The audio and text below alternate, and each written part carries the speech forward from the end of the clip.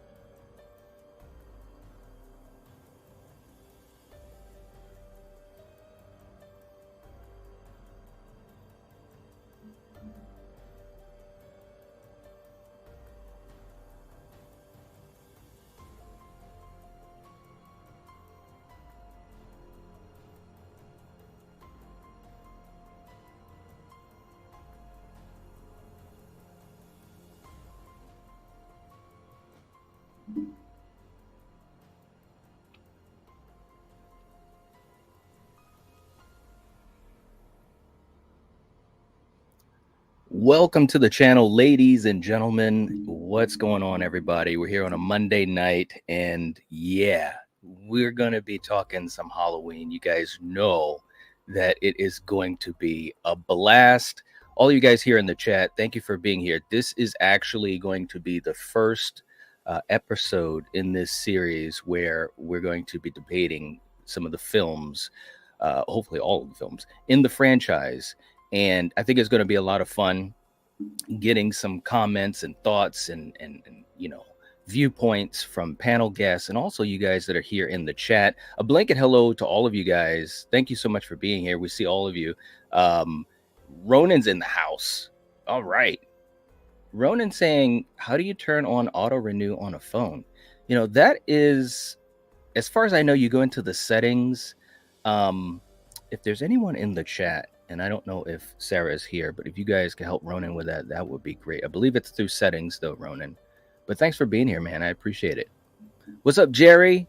We got Russell. RJ's in the house.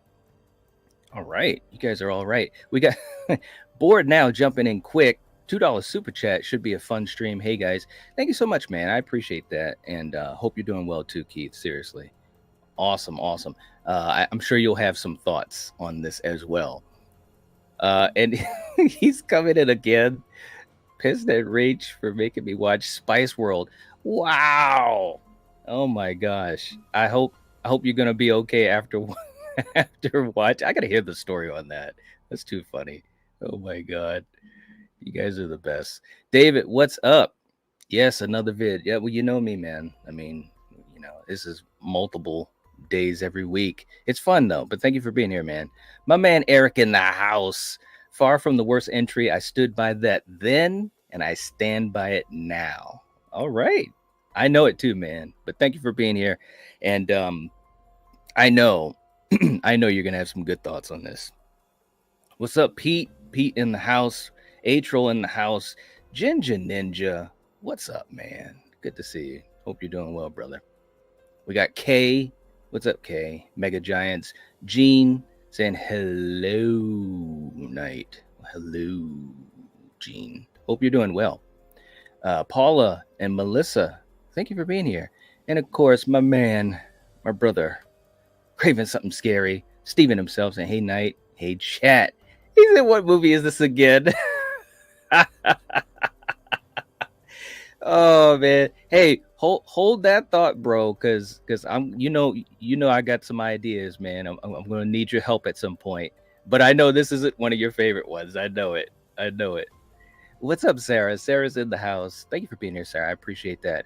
And Ronan was asking about auto renewal on his phone. If you could help walk him through that, Sarah, or maybe just throw in something for him, that'd be great. Thank you so much. I believe it's through settings, though. All right, guys. Well, I'm not doing this alone. This is going to be a lot of fun. I have got a panel, and we're going to be talking about this film, our thoughts on it, and also how it relates to the franchise and so forth. So make sure you guys let me know your comments as well. We'll try to get to as many as we can. We won't get to everyone, but obviously, if you do send in a super chat, you go to the front of the line. We'll make sure to get to you, your comment or question. So first off, let's bring in.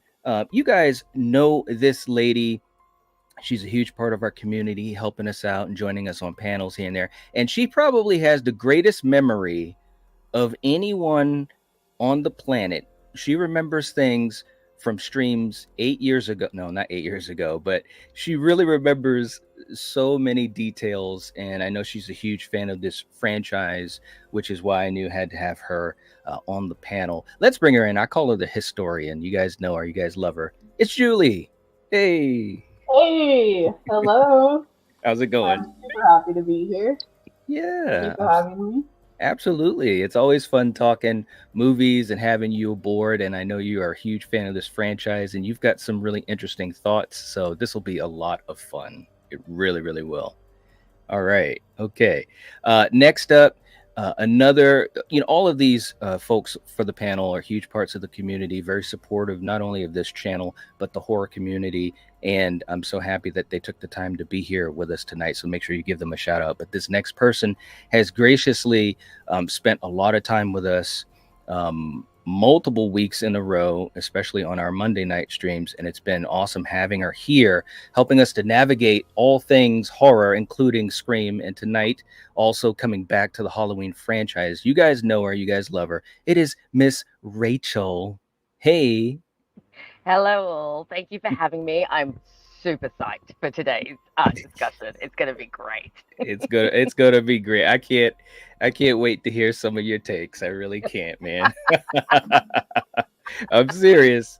Oh All dear, right. could be dangerous. Well, hey, it's okay. It's okay. We'll have fun. Okay. And last but not least, bringing on a good friend who is also a great content creator too. Haven't had him on the channel in a little while, and I've been waiting for the opportunity. We were talking, this was like, I don't even know, a couple months ago, and I said, well, listen, man, I've got this, series I'm going to be working on for the franchise, and of course, I got to have you on there. And so I'm really glad that he could join us tonight because he's awesome. You guys know him. You guys love him. I mean, his name says it all. This is the Shape in the Shadows. What's up, man? Oh, Oh God. I knew he was gonna do that. What's up, bro? Oh. You are all right. What side he's on. Yeah, right. You probably know what side of the fence he's on. Yes, that's an awesome mask too, man. I love it. Oh my God. If he wasn't a friend, I'd be a little scared. Thank you so much for being here too, man. Seriously, this is going to be a lot of fun. All of you guys that are in the chat, we hope that you enjoy this and definitely join in the conversation whenever you can. This is what we're going to do, and I haven't even told all of this to the panel yet. We're going to be talking about this film, but we're going to be breaking it down into categories, okay? And those categories are going to be on our wheel, okay? So each person is going to have a spin on the wheel. It's going to land on a category, and that category will be the talking point for that individual, okay? The other thing that we're going to be doing that I thought would be really interesting, beyond just talking about the film, is to actually score the film, okay? So just to explain it, and I know people will be coming in and out of the chat. So if anyone in the chat can remind folks, if they do have questions, feel free to do so. We're going to be scoring each category on a scale of 1 to 5, 5 being the top, okay, 1 being the lowest. And at the end of the discussion, we're going to have our scores. There he is. What's up, man? Everybody going. I like that all of a sudden the light comes on. He's just don't have the mask. That's great. You're all right, man. Hey, look, Steven said, epic intro shape. Very cool fade in with the I know. That was cinematic. You know, it's again, it's been a while since I actually did something like that. You know what I mean? It's been a while, so I thought I'd bring it back. You're all right, man. You're getting us into the spirit. I love it. I love it. And also, hey, what's up to Destin? Destin's in the house from Destination Station. What's up, bro? Hope you're doing well, man. All right. Cool. And hey, Laserborn in here too. So we're going to be scoring the categories 1 through 5. And at the end of the stream, we're going to have a score for Rob Zombie's Halloween. And that will carry over as we continue the series, and ultimately we're going to find out how all these movies rank. Okay, that's the idea. And Sarah, thank you for putting that in there. Auto renewal is managed through your Google Play. Okay, sweet. You're all right, Sarah. Thank you so much. The queen is in the house. All right, so let's get ready to do this, you guys. We're going to have our wheel that we're going to put up here, and I'm going to explain this as we go, so don't worry. All right. What's so funny? just that you put this dude's face in them. Oh, that's just so good. It's Joe Grizzly.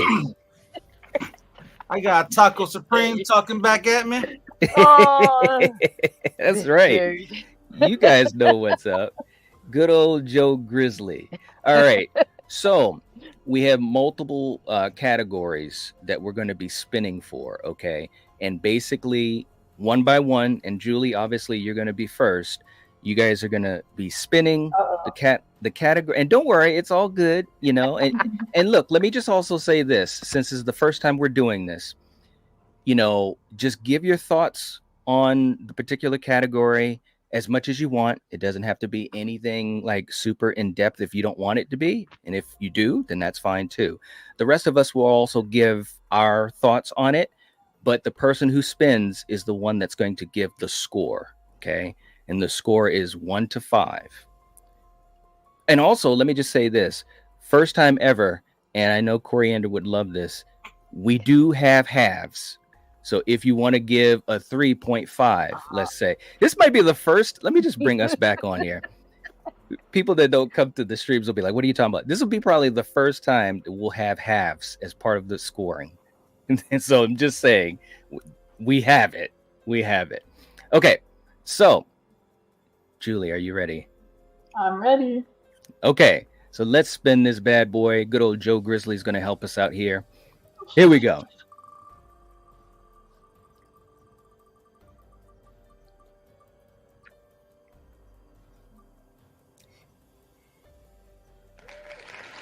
All right. That was close. It was close. So it lands on atmosphere. So Julie, let's talk a little bit about the atmosphere of Halloween 2007. As far as you're concerned, just give us your thoughts, I should say, if it is thoughts, on the atmosphere of the film, and then give us a score that you'd give it 1 through 5. Okay. All right. Oh. Well, okay, so this is hard for me because I have very different feelings about the first half and the second half, like most people. Right. But I will try to put that aside. And overall, there's some really okay. Well, there's some really good, intense stuff, especially in the second half. Like an atmosphere. We're saying atmosphere than like the Halloween vibe, right? And the I mean, and also however you would define atmosphere. I mean, you know, just the vibe of the film, the style choices that are made, how it feels to you. Yeah. Okay. I don't love shaky cam, obviously, but I think the one scene that really like is stuck in my mind is when Laurie is She had just found Annie, and she runs out the back door, and she's running across a lawn, and there's wind blowing, leaves are like flying over her. She's like tripping in the grass. He's Yeah. right behind her. It's very intense.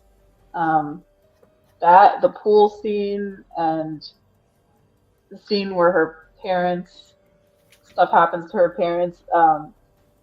Anyway, sorry, this is supposed to be brief.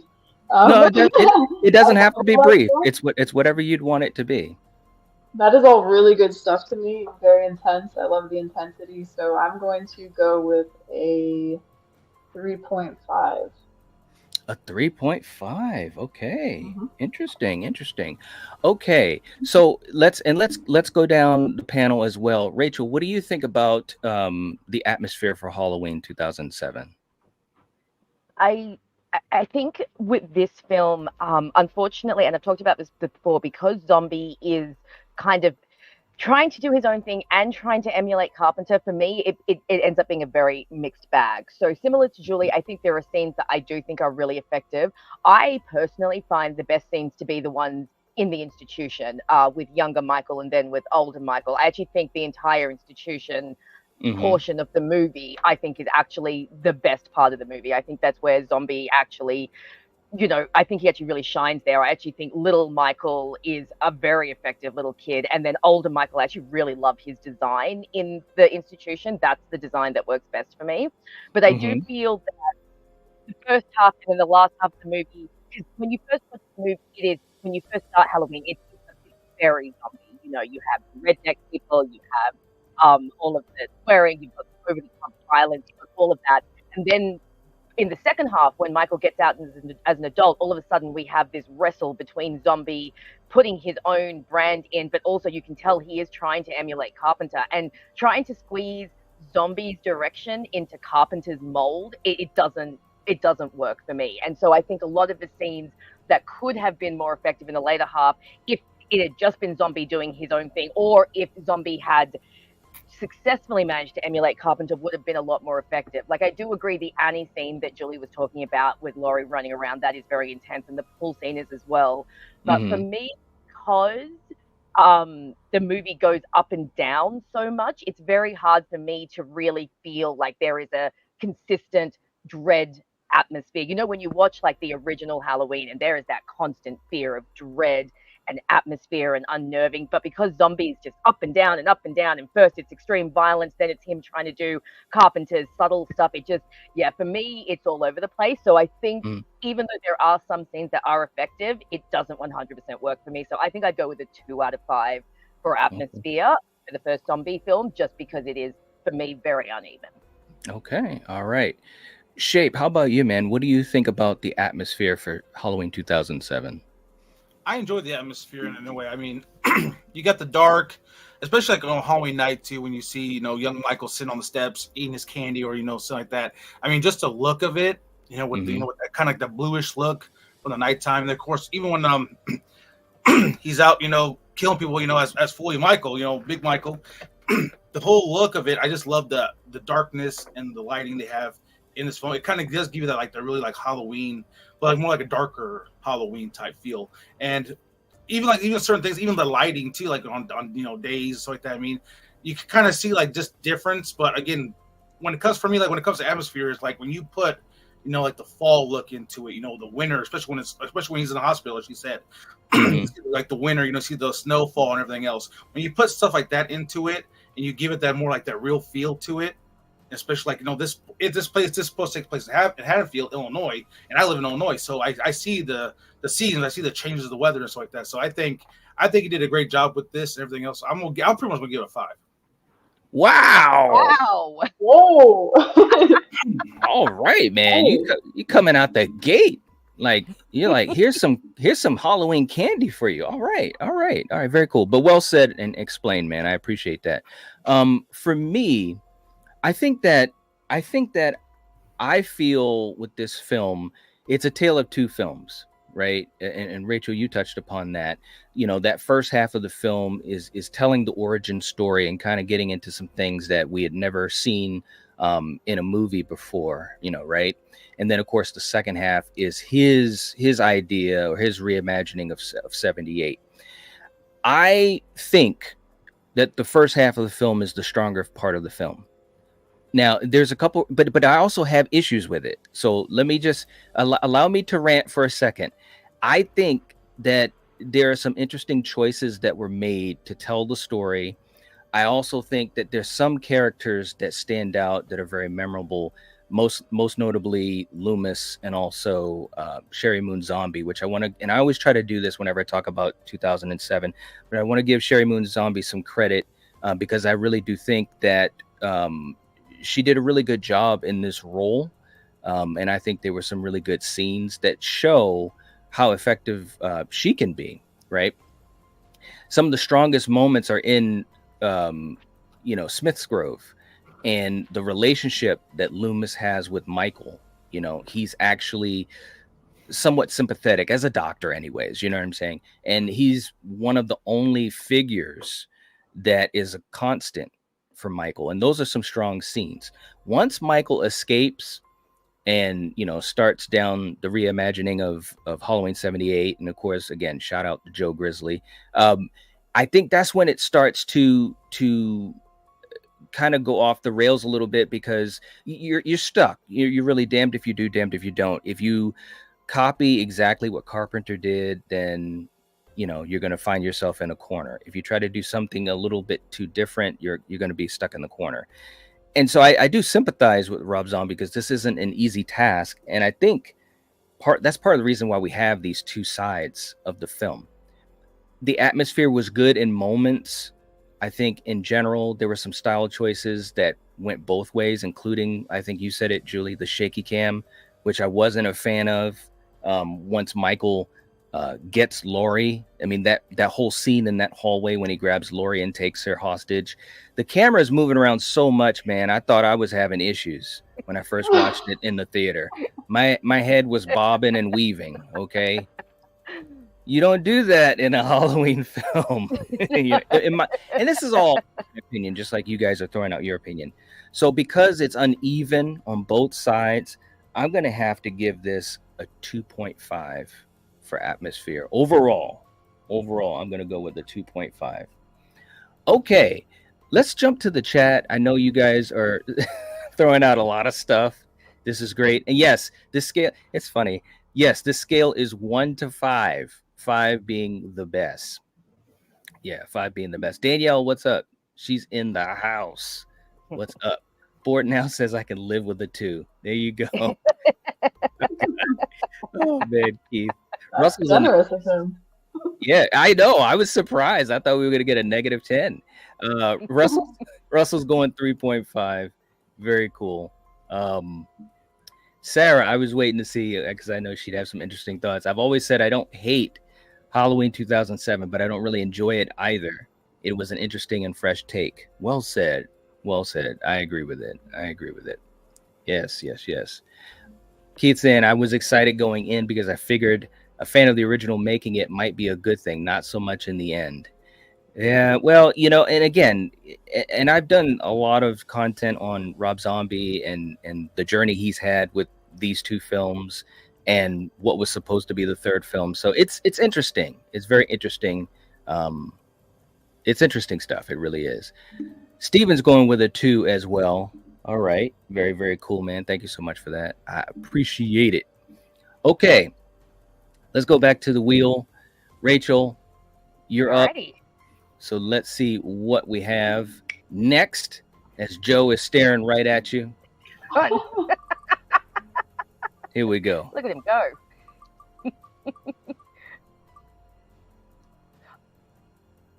Okay.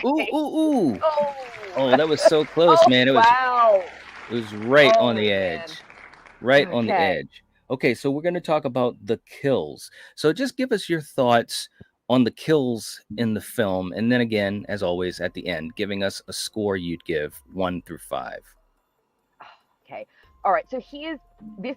Actually, this gives me an opportunity to speak of an issue I have with zombie films. Okay. I'm not opposed to extreme violence. We're horror fans. We see extreme violence in a lot of different films. So I know that zombie likes to have, really big you know, a lot of violence that a lot of other directors might shy away from. But my issue with Zombie, at least this is just how I feel, is he will take a violent scene to its natural conclusion, and then he will keep it going for another good 5 to 10 minutes. And for me, it starts to get almost tiring. Like, you get to the point where you're just like, oh my God, like, I'm tired. Like, I think a great example is the scene where young Michael beats up that bully outside near the tree. And you watch him just wailing on this kid, and it's going and it's going and it's going. And you think, okay, finally is enough. And then it just keeps going. And I just get to the point where it's like, yeah, I just get exhausted, and it starts to take me out of the scene, unfortunately, because I'm just getting so tired of the overt violence. And this is an issue, like I've said, that I have with a lot of zombie films. I just think that he just goes too far. And also, I think sometimes, okay, let's say you have a kill scene that's going for a while. Usually there's a bit of variety in it. You know, like, you'll have a bit of a chase, then you'll have maybe a hand-to-hand fight, then you might have a knife fight, you might have this. Whereas Zombie, it's just violence. It's just, he's just wailing on this kid over and over and over. And so, yeah, for that, to me, tends to, it's really weird, but it almost lessens the effect because it's overblown. It's like too much. That being said, I do think narratively there are some interesting kills in this movie.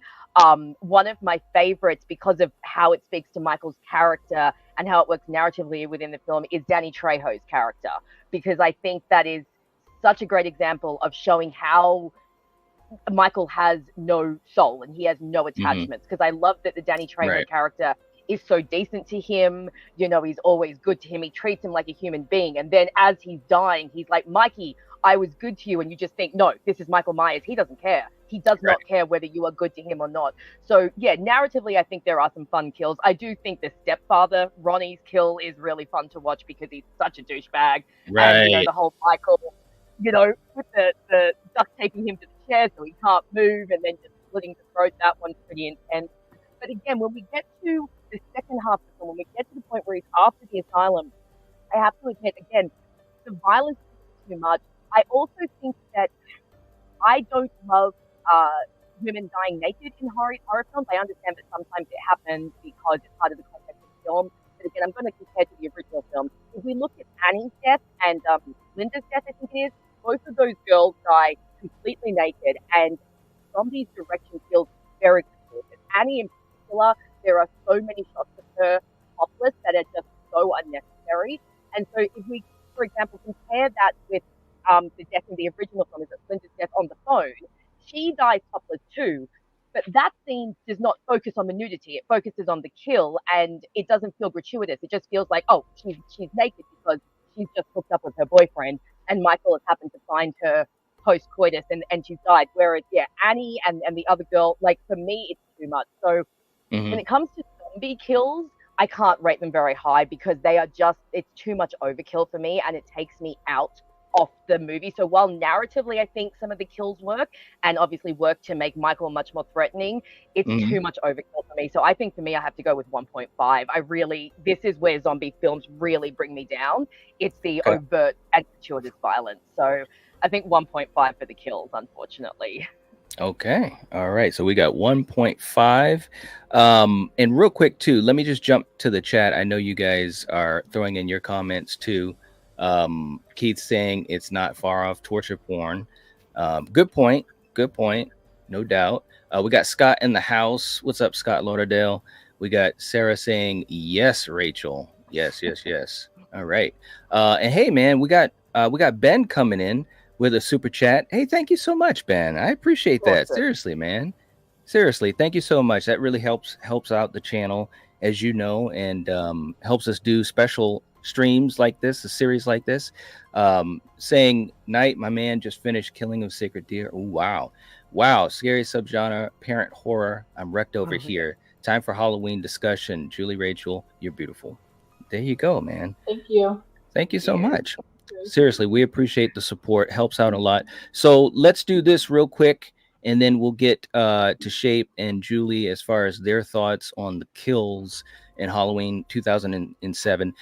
Ben, let's do a super chat for you, man. Thank you so much. I really, really thank you for the support. Helps out more than you know. And, you know, sometimes when you're trying to help people out and you're trying to be a positive voice, it may come off a little different than you expect. And it might sound like this. Right. Rachel, did you push at the camera like that? I did. Oh my god! She starts getting into it. That was great. All right, man. Thank you so much, Ben. I really appreciate you, man. Seriously, that helps us out. Bronson's in the chat. What's up, Bronson? Good to see you. Hope you're doing well, man. Saying, how are you guys doing this evening? Doing pretty good, man. Doing pretty good.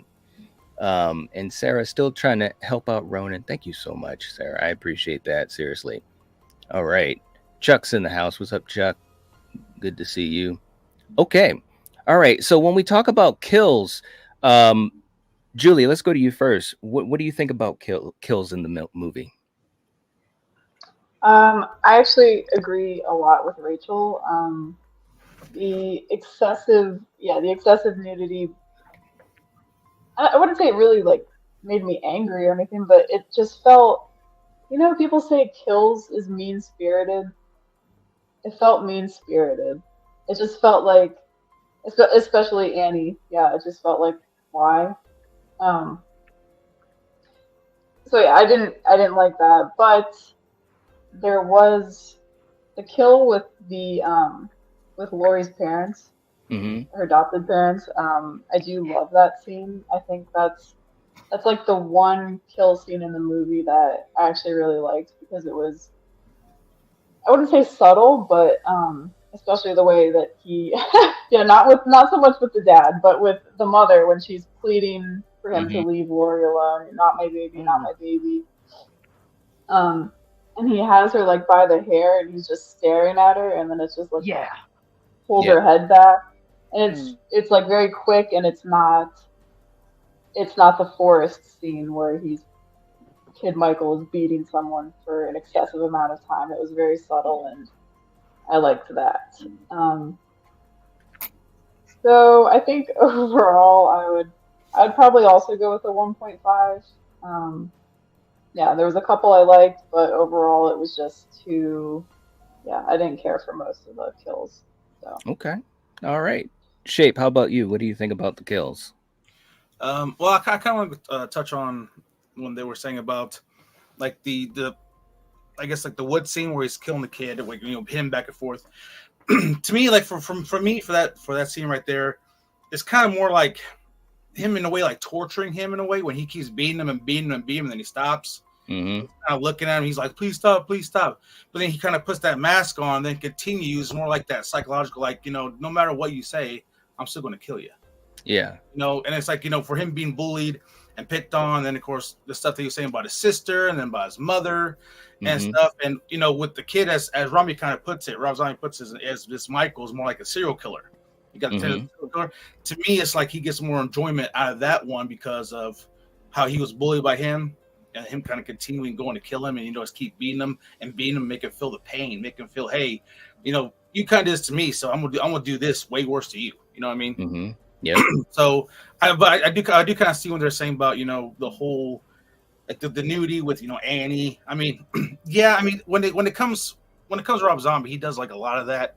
And I don't like that particularly either because I don't like it because there's no way we should just keep seeing, Annie or whoever like running around totally topless throughout, at least like a 5-minute, kill scene. You know what I mean? And I kind of agree with that. I don't kind of like that, but I do like the Laurie's parents scene. I do like him killing all the guards. When he breaks the chains and he just starts attacking them, killing them. I mean, that was a good scene. I do like that. That is a good scene. Yes. I felt bad for Danny Trejo, but I mean, it was like his kill was. I mean, it was bad for me because I love Danny Trejo and he was just so sweet. I'm a good to you, Mikey. I know. Yeah. I know. So that was heartbreaking. And then I mean, even the other kills too, I really enjoy. I do kind of like the Bob kill scene. Of course, it was iconic to the original Bob kill scene. And then and of course my most favorite kill of the whole movie will be the Joe Grizzly one, because it was kind of nice seeing somebody like same height as Michael and kind of go a little bit toe to toe with Michael. And of course when them actually hitting that stall when he's trying to get the knife out of his hand. I mean, I really enjoyed that scene. So when it comes to kills, I'm gonna give it a 4. Okay. Just because of the asylum breakout, Joe Grizzly, and then of course the Bob one, and of course Lori's parents. That's why I give it a 4. Okay, all right. And real quick too, in the chat, we got Maximus in the chat. Welcome to the chat. Hope you're doing well. Thank you for being here. We appreciate it. Maximus saying, honestly, I like Rob Zombie's original stuff over Halloween. All right. Okay. Well, you're in the right place. Rob Zombie does too. Huh? I said I think Rob Zombie would also share that opinion. There you go. There you go. Good point too is Maximus saying, I kind of wish he had remade something lesser known like The Town That Dreaded Sundown or The Toolbox Murders or Killer. Well, I think you mean Toolbox Murders, but either way, I get what you mean and I agree. I think that he would have been better suited to that.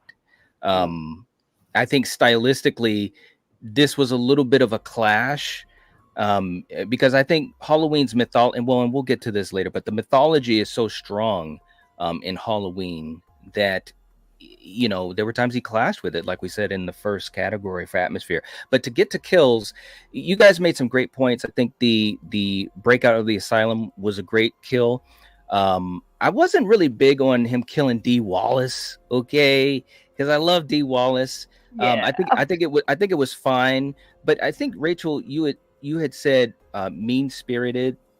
I think you used that Julie phrase. mentioned that. Okay, Julie did. Okay, I agree with that because I think that there's quite a few kills that do have that kind of mean spirit to it, and I'm not saying that that's good or bad. I'm just talking about in this particular film, and of course you're going to compare it to other films in the franchise, but I think that I think it kind of parallels to the point you guys made about the nudity, Annie's attack and stuff like that, Linda's death. It's mean-spirited and not as classy, as the original. When Linda is killed in the original, it's very effective and it's intense, but it's still classy and it doesn't feel mean-spirited. I know she gets killed and that's bad, but you know what I'm saying? It didn't feel like it was mean-spirited. I will say though, the bully kill I think was very effective. I did think it went on a little too long, but I'm going to tell you guys why I think it's effective. This will be my last point. And you said it too, Shape. He's wailing on him, paying him back, all that stuff, right? And then he stops. And I think this is when the switch was flipped. Because when he puts the mask on, at least to me, and I could be totally wrong, to me, symbolically, it was almost like he's saying, okay, this is kind of like the Mandalorian. This is the way. He puts the mask on, and now he can enact whatever he wants to do without conscience, and without worry or concern. And to me, that was kind of like where he was, the beginning of his birth as far as being Michael under the mask being his weapon. I've said this before. The mask is basically like his samurai sword. That's his extension. He needs that. You know what I'm saying? The kill did go on a little too long, but I do think it was effective to show that, because there was that moment before he pulled the mask down where you almost thought he was going to stop. Oh yeah. You know what I'm saying? I'm sorry. But like in that scene, I forgot, because also in that scene too, where he was going to stop, but then he bent over and picked up that picture of his mother being, thing, and then that's when it's like, okay, Yep. Yeah. It's almost like that was the key, that was the green light to just kind of go all the way off onto the deep end. So although I do think the kills were effective in the film, I do think there is that mean spirit to them. Sometimes they go on a little too long and so forth. I don't think they're necessarily impressive, like the Bob scene. And I know I said I was going to stop, but let me just go back. The Bob scene, I don't think is as it doesn't breathe. You know what I'm saying? It's very jarring most of the kills, and that's his style, and that's fine. And I like that in some of his other films, but in a Halloween film, I'm not as big a fan of it. So for me, I'm going to give Kills a 2. I'm going to give it a score of 2. Okay. All right. Let's jump into the chat and see what you guys have to say. Scott saying, I wish Rob spent more time with young Michael in Smith's Grove. It was a great opportunity to go into why Loomis decided to stop trying to help Michael and just keep him locked up. And Rob, he blew it. And you blew it. Hey, look. I don't know if you meant to do that, Scott, but let me just play it. I offered you a chance to be a cop, and you blew it. You blew it. He blew it. He blew it. No, I agree. I think that was the stronger part of the film. I really do. Mm-hmm. Steven saying Classy was left in Zombie's limo when he started filming. Oh, that's so true. Wow. You gotta love it. Hey, we got movie chat in the house. What's up? Good to have you here, man. Thank you so much for the super chat. Say, hey, Night, is my Apollo Creed video ready yet? I did have an Apollo video. Oh my God, but I don't have it anymore though. But let me play this for you just for the fun of it. But thank you so much for being here, man. Much appreciated. Here we go.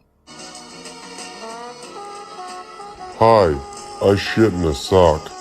Later, losers.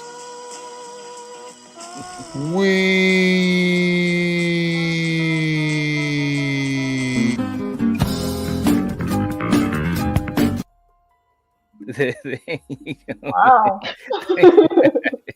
Thanks so much, man. We appreciate you for being here. Seriously. Rachel, the look on your face. I was like, is Rachel gonna leave? What's going on? God. Oh no, I love it. I absolutely love it. I love all these random clips you just keep pulling out. It's so good. Hey man, I'm just saying, I try to be prepared. It takes a lot of work to put them together, but it's fun. We appreciate it, Night. We really do. Despite my facial expressions, definitely appreciate it. Thank you so much. And Scott saying, love that clip. Copland is so underappreciated. It is. And what's up to Jason? Jason Dyer in the house too. What's up, man? Good to have you here. Okay, so we've gone through kills for a category. Let's go to our next category. So Shape, you're going to be up next, man. We're going to spin this wheel and see what we get. And there's Joe Grizzly waiting to see what the category will be. All right, here we go, man.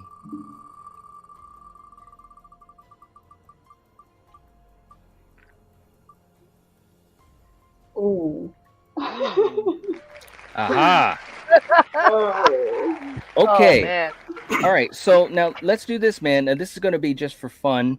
This is the worst, or in your opinion, what the worst scene is. This will not be a scored category. This is more just kind of to rant a little bit and have some fun. But Shape, let's start with you. What do you think is the worst scene in the film? The worst scene in the film for me will have to be the breakfast in the kitchen scenes. Oh, yeah. Oh, God. Yes. Preach. In my opinion, like I said, I'm more like, I'd rather not see how Michael's backstory is. And with them, kind of like the white, trash type feel, whatever. And, the F-bombs constantly and this and that and all this stuff like that. I mean, it was just way too much. And I know Rob Zombie kind of likes to do that in a way. But to me, that was like the worst scene ever. I mean, there was some other scenes, but that right there was just like too much of a worst scene for me. Yeah. Way too much this, way too much that.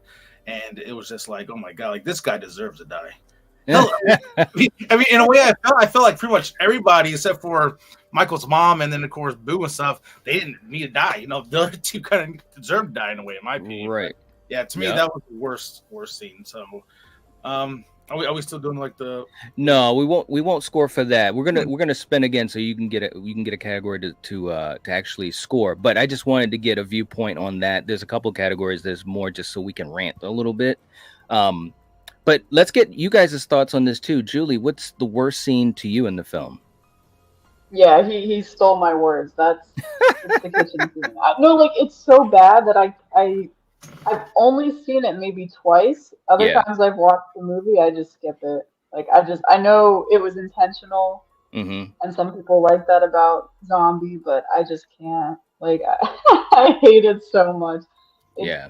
it's over. I know you're meant to hate Ronnie. I Mm-hmm. know, but it's just the way he talks about his stepdaughter and the way he treats Sherry Moon. It's just like it's too much, and I just that whole overall, yeah, that whole opening scene, and yeah, hate All it, right. hate it, hate it, hate it.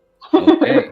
All right. And Sarah also said we've got 39 likes. Thank you so much, guys. We appreciate that. And if you haven't hit the like button, please do. Helps us out, and we would appreciate it. Okay, Rachel, how about you? What's your worst scene? So I mean, I have to jump on the same bandwagon. That kitchen scene Okay. is god awful, and like both Shape and Julie said, like you are supposed to hate Ronnie, but Jesus Yeah. Christ, like he's so over the top, just just screaming at the mother, screaming at the daughter, screaming at the baby. It's like, come Right. on, dude. Like, what is your problem? That being said, I don't know if you guys have seen the director's cut, because Yes. if we are Yes. talking the director's cut, I will nominate the sexual assault scene in the hospital, Yep. because that was Oh so my Yeah. god! freaking unnecessary. Yeah. So unnecessary. Added nothing to the story. Completely gratuitous and Yeah. just awful. Like, because I remember when I watched the director's cut, I sat down thinking, oh, maybe this will be better, and then that scene came, and I went, oh no, I am sticking to the original. Because yeah, so if we're going to include the director's cut, I will include that scene because so unnecessary. But if we're just going with the original, then yeah, absolutely that kitchen scene, 100%.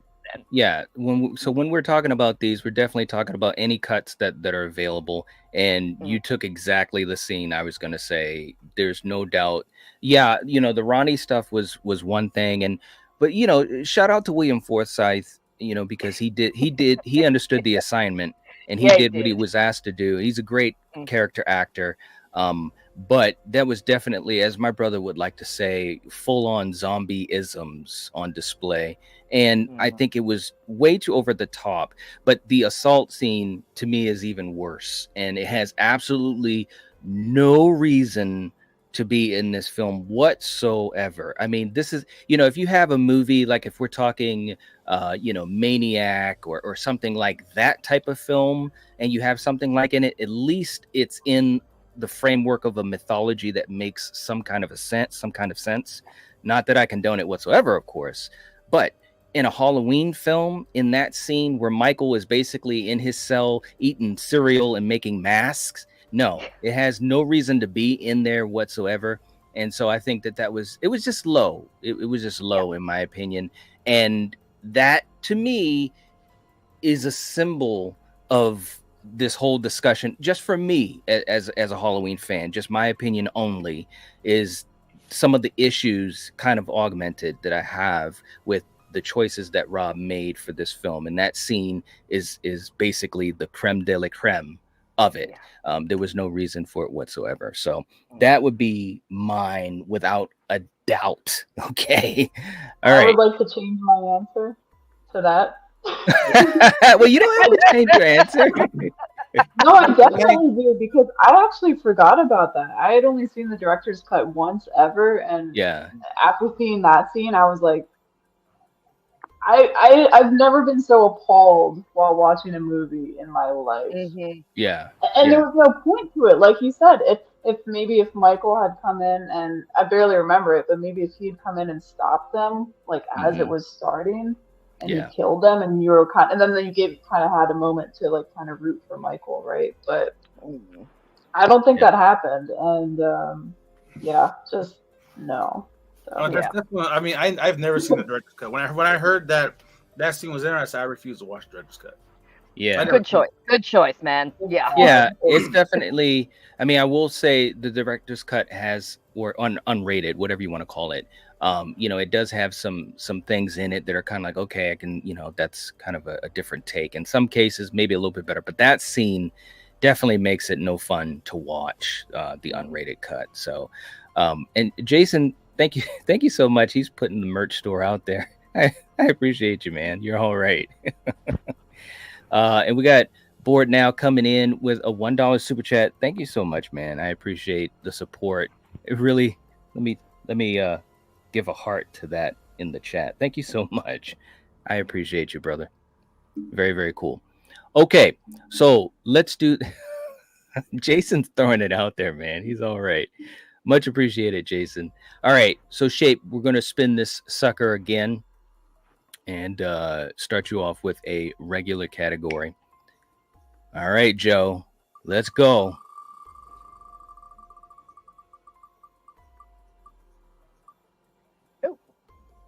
Ooh, ooh, ooh.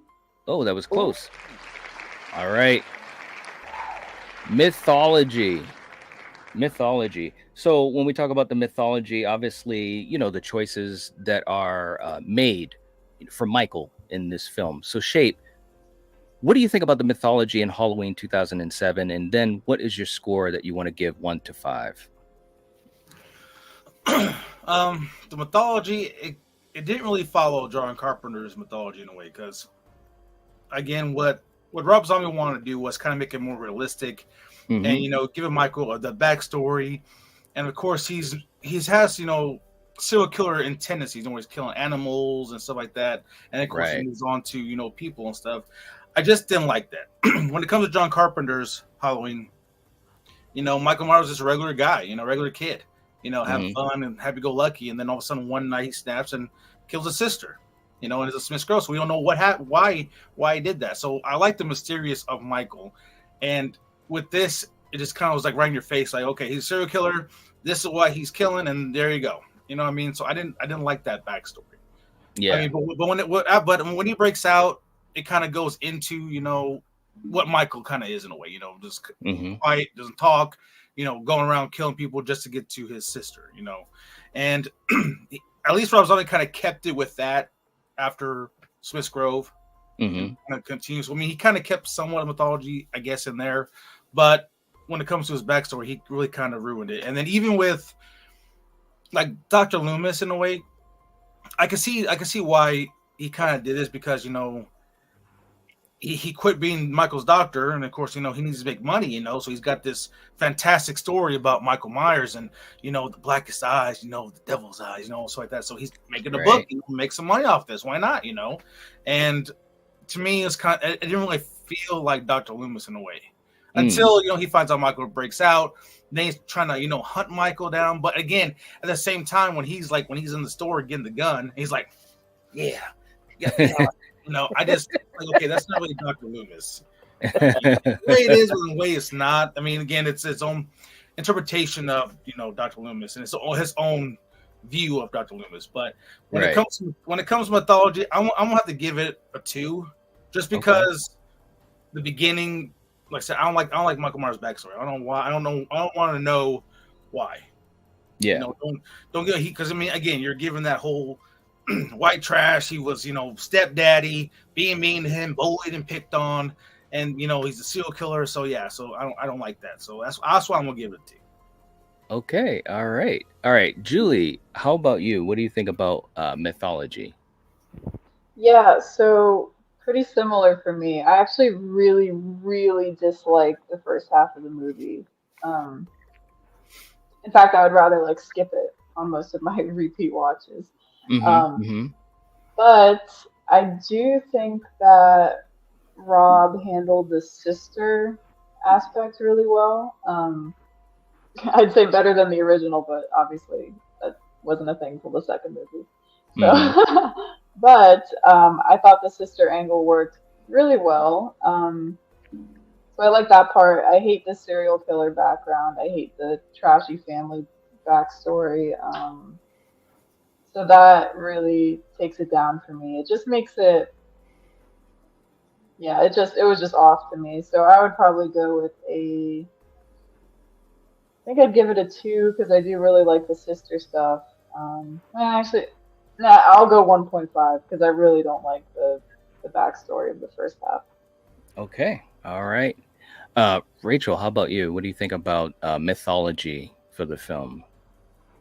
So I'm going to be slightly controversial, and probably Keith is going to want to kick me off his channel after I say this, but I don't mind the backstory, and here is why. So Okay, I know. Okay, so Carpenter's Halloween, okay, the original, Michael doesn't need a backstory. I never liked the sister angle. I always liked him better when he was just the babysitter killer and he was just the shape moving around.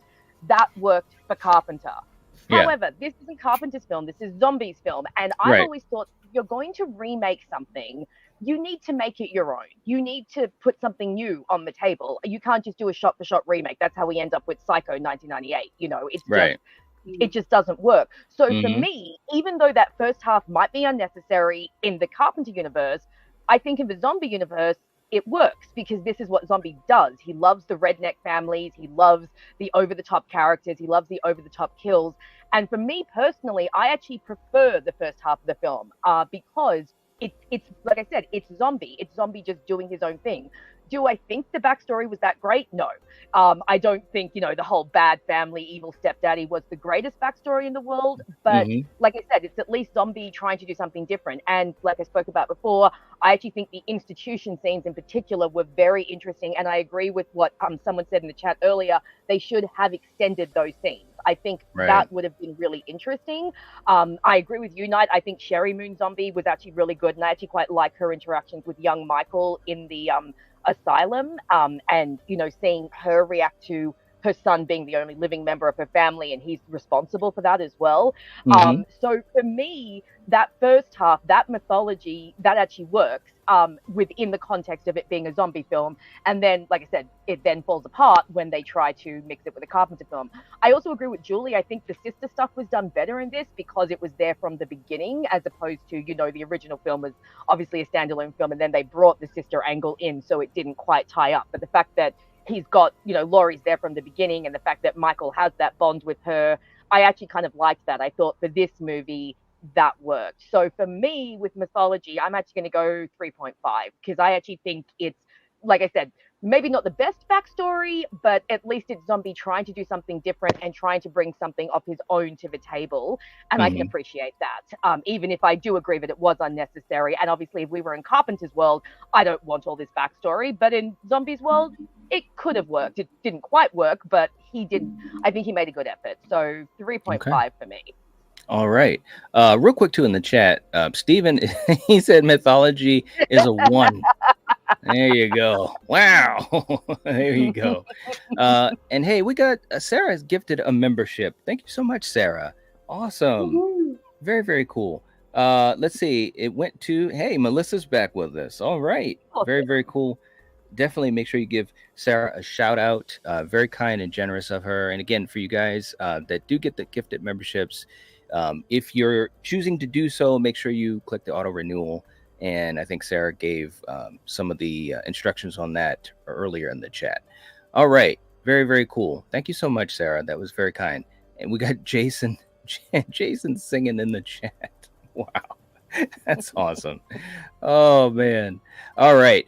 You know, for me, for Mythology, this is an interesting category because I think that number one, you have to think about the character, the origins of the character, and the choices that Rob Zombie made. To your point, Rachel, I do think he made a choice to do something where he had to try to do something different, right? You can't just remake 78 and hope that it goes well, because it won't, right? So he goes into the backstory, and as we said in some of these other categories, there's some ups and downs to that. The idea of Michael and his motivations, I'm not a big fan of that, but I understand he was trying to do something different. The issue I have, even if this wasn't Michael Myers, is giving the story of this kid who grows up in the worst setting of all time. Every single person is horrendous to him, except for his mother, his baby sister, Danny Trejo, and Loomis. Like, those are the only people that are decent to him. Those are the only people. So how could he not become Michael Myers? You know, he had no choice but to become Michael. So for me, and this is separate from the fact of the 78 mythology. So I want to make sure I make that clear. I don't agree. I don't think it's a better mythology than 78, but this point I'm making is disconnected from that. I think giving that the type of motivation he gave to Michael, I think it was unbalanced. It didn't really hit for me. When you think about other horror characters, and you're always going to compare. If you think about Freddy Krueger, what his motivation is. It makes sense. There you go. If you think about Jason, his motivations. It makes sense. If you think of Candyman, his motivations, and so forth and so forth and so forth and so forth. The motivations for Michael, being bullied to the 80,000th degree, and then him becoming what he becomes, it didn't really move the needle much for me. One, because of what it was, and number two, because it was unbalanced. So I'm ranting, I know, but I would give, for Mythology, I'd give it a score of 2. So that's where I'm going to go. I'm going to go with a score of 2. Okay. And just to recap for that, because I'm actually keeping track of this. So for Mythology, we've got a 2, we've got a 1.5, we've got a 3.5, and we've got a 2. Okay. So you guys can you guys in the chat, you can kind of, add that up in your mind to get what you can deduce as an average. Okay, Scott saying, one of the biggest problems I have is with Loomis. I really like Malcolm's performance, but if Rob was going to do his own thing, why cut and paste Loomis's dialogue from the original?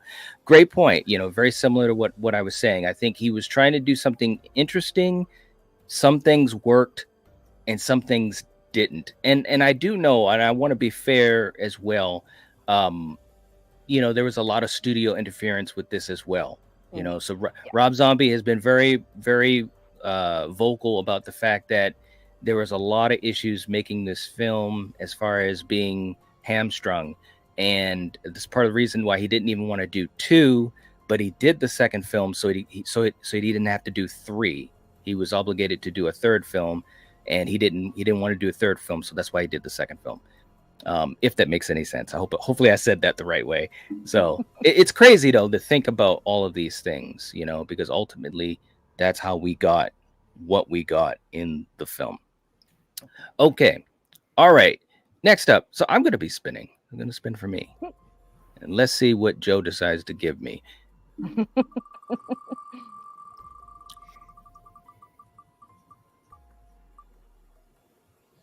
Aha. Yeah, there we go.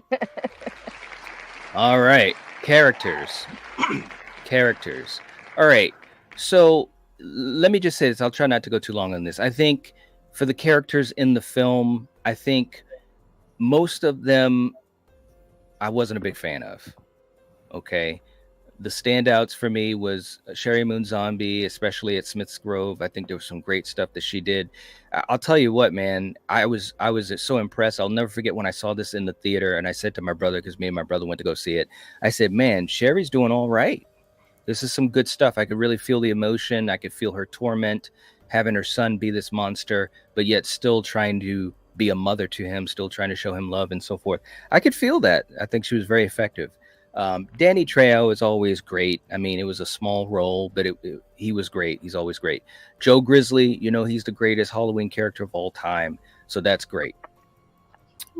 Malcolm McDowell, and I agree with what Scott said. Malcolm McDowell had great moments in the film, specifically at Smith's Grove.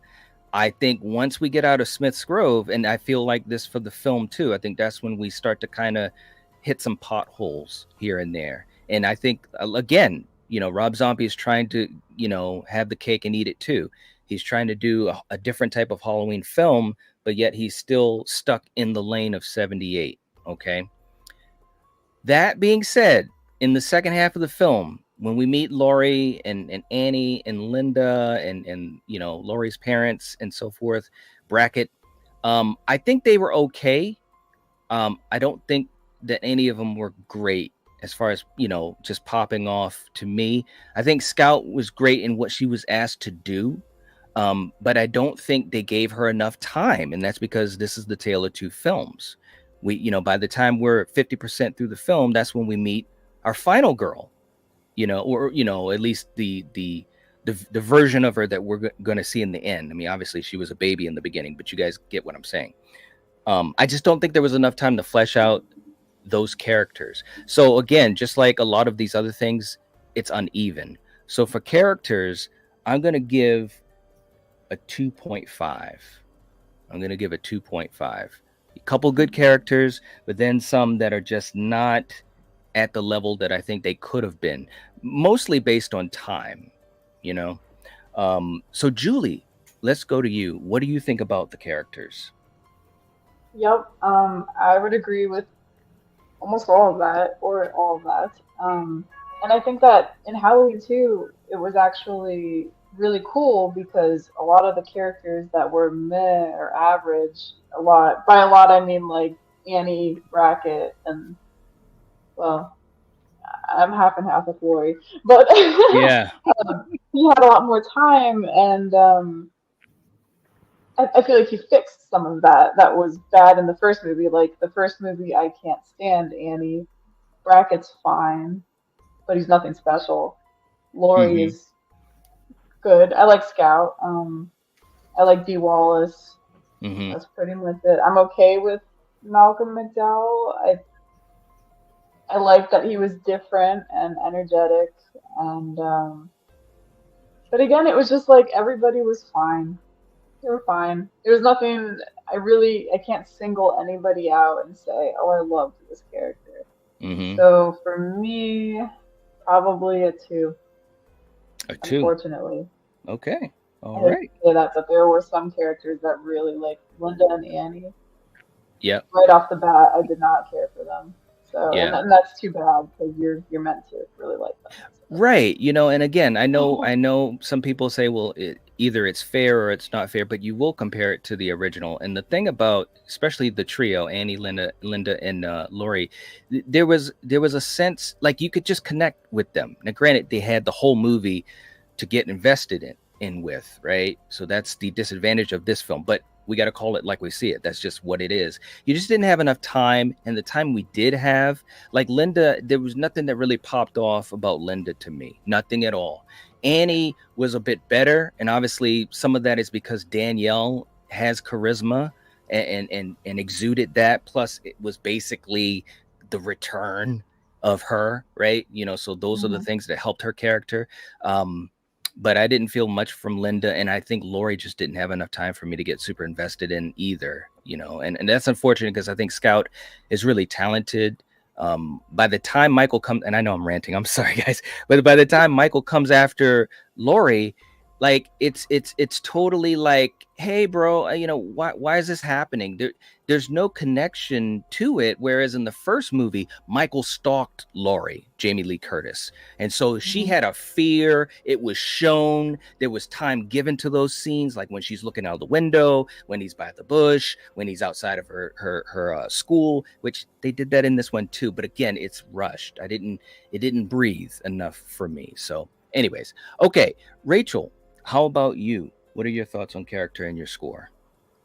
So I know with any zombie film, you have to take all the characters with like a side of redneck. That's just like automatic. But for me, it can become very irritating, when every character has that shade to them. It's like, could we please have just 1 or 2 characters who are just nice, normal, non-redneck characters? But zombie loves.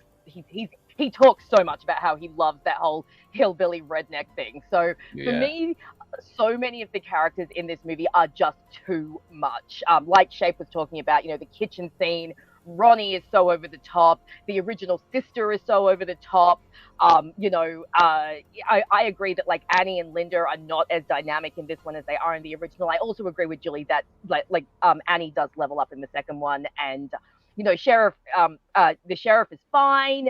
So the characters are either for me a little too insanely redneck, or they're just okay. I think the only really the standout characters for me were Danny Trejo, obviously, because he's always fantastic, and I loved seeing him in, a slightly more mellow role. And yeah, his death scene I think really gets to me. Like, you say, Mikey, I was good to you. It's just like, oh my God, no, don't kill Danny Trejo, please. Right. I also really love Dee Wallace as Laurie's adoptive mother. Again, as Julie pointed out, the scene where she dies and she's begging, not my daughter. It's like you really feel how much she cares for Laurie and how much she wants to protect her. Laurie is okay. I'll get a bit more into her when we get into I saw Final Girl was a category, so I think I'll talk more about her there. But yeah, for me, the characters, they just I mean, zombie characters are never fantastic for me. They're always a little too over the top. But, you know, for Danny Trejo and for Dee Wallace's character. Oh, and I also I quite like Tyler Mane as Michael. I think he has a real physicality and a real presence. And the fact that he's so huge really works. And I actually don't mind his Michael. I obviously, when we talk about the second one, we'll get into Grizzly. That's interesting. Hobo Michael. Yeah. But I don't mind it. But I think for that, I'll just give this a 2. I can't go any higher because, yeah, zombie characters are a little too much for me. All right. 2 out of 5. Okay. And Sarah says we're at 43 likes. Thank you so much, Sarah. We appreciate you. Thank you for keeping track of that. Seriously. Shape, let's get to you. What do you think about characters? It'll be kind of split for me. Of course, I don't care for Ronnie. I really care for Judith. Michael's mother, I mean, she was okay. Like, I did kind of, you kind of felt for her, after she lost. I mean, I don't know why she would feel bad for losing her, her boyfriend, but I mean, her daughter, losing her daughter, and I kind of feel for that, and everything else. So I think Sherry Moon did a decent job on that one. When it comes to Dr. Loomis, again, I really enjoyed him, why he's Smith's Grove. But as you said, after that, it was kind of bumpy, Yeah. Because I'm kind of like, oh my God, what is? But then, even when you get to the end where he's got the gun pointed at Michael, stop, Mike, and you feel that I don't want to do this, Michael. Like, I've been your doctor. I actually kind of love you, man. Don't do this, I felt for him for that one. So, but at the same time, it's kind of like when it comes to Lori, I actually enjoy Lori. Scout Terra Compton. I think she did a hell of a job because she has an innocence with her. She's kind of like a little trippy in a way, but that has an innocence with her. And we also see the love, with her and her mother and her father. This great household she lives in. They're always giggling each other, playing with each other back and forth. And I really do enjoy that. Of course, with Annie, I loved Annie. Of course, I mean I love Daniel Harris. So I think she did a pretty good job. I mean, she in a way she kind of took Annie and kind of made her own. But in a way, you kind of see somewhat similars with Annie, with Daniel Harris towards the original. That's just my opinion. Linda, I didn't really care for Linda's character. She was just too, kind of like, I guess too broody in a way. Yeah. Kind of real kind of forceful. And I'm kind of like, I mean, I didn't quite care for her too much. Love Danny Trejo. I kind of, again, it's sad, it's heartbreaking, So, and then of course, when it comes to Michael, Tyler Mane, I love Tyler Mane. I love how in a way, he kind of made Michael more scarier, with the brute force, how big he was, how he just smashed through walls. It was basically like the Hulk Myers, pretty much. Right. I love it. Because how strong he was, because every time he was on screen, it felt like, the whole house was shaking every time he walked. How he was, and especially how quiet he was too, especially when he's above the girl and he's watching the movie and stuff, he's sneaks up right behind her, just looking. And just those scenes, I think Tom Mann did a hell of a job as Michael. And of course, I want to give it to Brackett because I think he did a hell of a job in this movie to where he was more concerned than the original Brackett was. Yeah. He was way more concerned. True. Because he knew about Michael. He knew this. He even read the book. Dr. Loomis' book, whatever. So he knows kind of what's going on. So when he said, hey, because we're basically calling the house, calling, Lori's parents, and Noe picked up. He's like, let's go. So I give him more of that. And of course, when we get to the second one, I think he had a phenomenal, way he acted in the second film. Agreed. He should have got a Academy Award for that performance he did. That's just my opinion, but we'll talk about that when you get there. But overall, I'm gonna give it, for Michael, Danny Trejo, and of course, Joe Grizzly, and then of course Kurt Brackett, and of course Lori, and how her dynamic is with their mother and stuff. I'm gonna give it a 4. Okay. Wow. All right, there we go. We got a 4. Very, very cool. But just so you guys know, this is coming from a big Michael Myers fan who actually I hated Rob Zombie's Halloween films, and I kind of gave him another chance, and especially Halloween 2, and kind of did a deep dive and listen to how people's thoughts and kind of see what they're talking about. And I actually kind of love him now. So that's kind of weird, but yeah. So I'm gonna give this one a 4. All right. Well, it's definitely interesting because films change, as far as your perception of them over time. I've had that happen quite a few times for me, including one of the sequels, which at some point, hopefully, we'll get into down the road. One of the sequels of Halloween. I hated for years with a passion, and now it's one of my favorites. Also, too, in the chat, we got a $2 movie chat coming in with the super chat. Mike Myers' tongue didn't come through customs in 2007. There you go. Shout out to Apollo Creed. Thank you so much, man. I appreciate the super chat. Oh my God, you guys are too funny. And Jason, I appreciate you, man. He said the Night Watch zone is where you separate the apples from the oranges. There you go, man. You know it. We got Denisha in the chat. What is up, Denisha? Thank you for being here. I appreciate that. And again, if you guys haven't hit the like button, please do. It helps us out. It helps to get this stream out to other folks that might really enjoy this conversation. And of course, this fantastic community. Oh, hey, speaking of fantastic community, Rachel's being sneaky on the panel and is gifted 5 memberships. Oh, thank you so much, Rachel. Seriously, that's so kind of you. Oh, good. I appreciate that. Seriously, it helps to, build this community, helps to make this channel stronger. It allows me personally to be able to do special streams like this, and I couldn't say thank you enough. Seriously, Rachel, thank you. All right, and it looks like we've got Troy is back in the fold with us. Scott Lauderdale is back in the fold with us. All right, Maga, Manny, and Ryan. Awesome. Well, welcome back to the channel membership. And again, guys, if you are able to, definitely consider hitting the auto renewal. It's very kind when people gift out memberships. It's very generous of them. And make sure you give a shout out to Rachel. That's awesome. Awesome stuff. All right. Jason saying the panel has incredible insight and knowledge. Much respect to all of you. Night, amazing panel. Keep the outstanding content coming. Oh, thank you so much, man. We appreciate that. I really thought that this would be a fun stream to do and a series to dive into. Troy saying thank you to Rachel. Absolutely.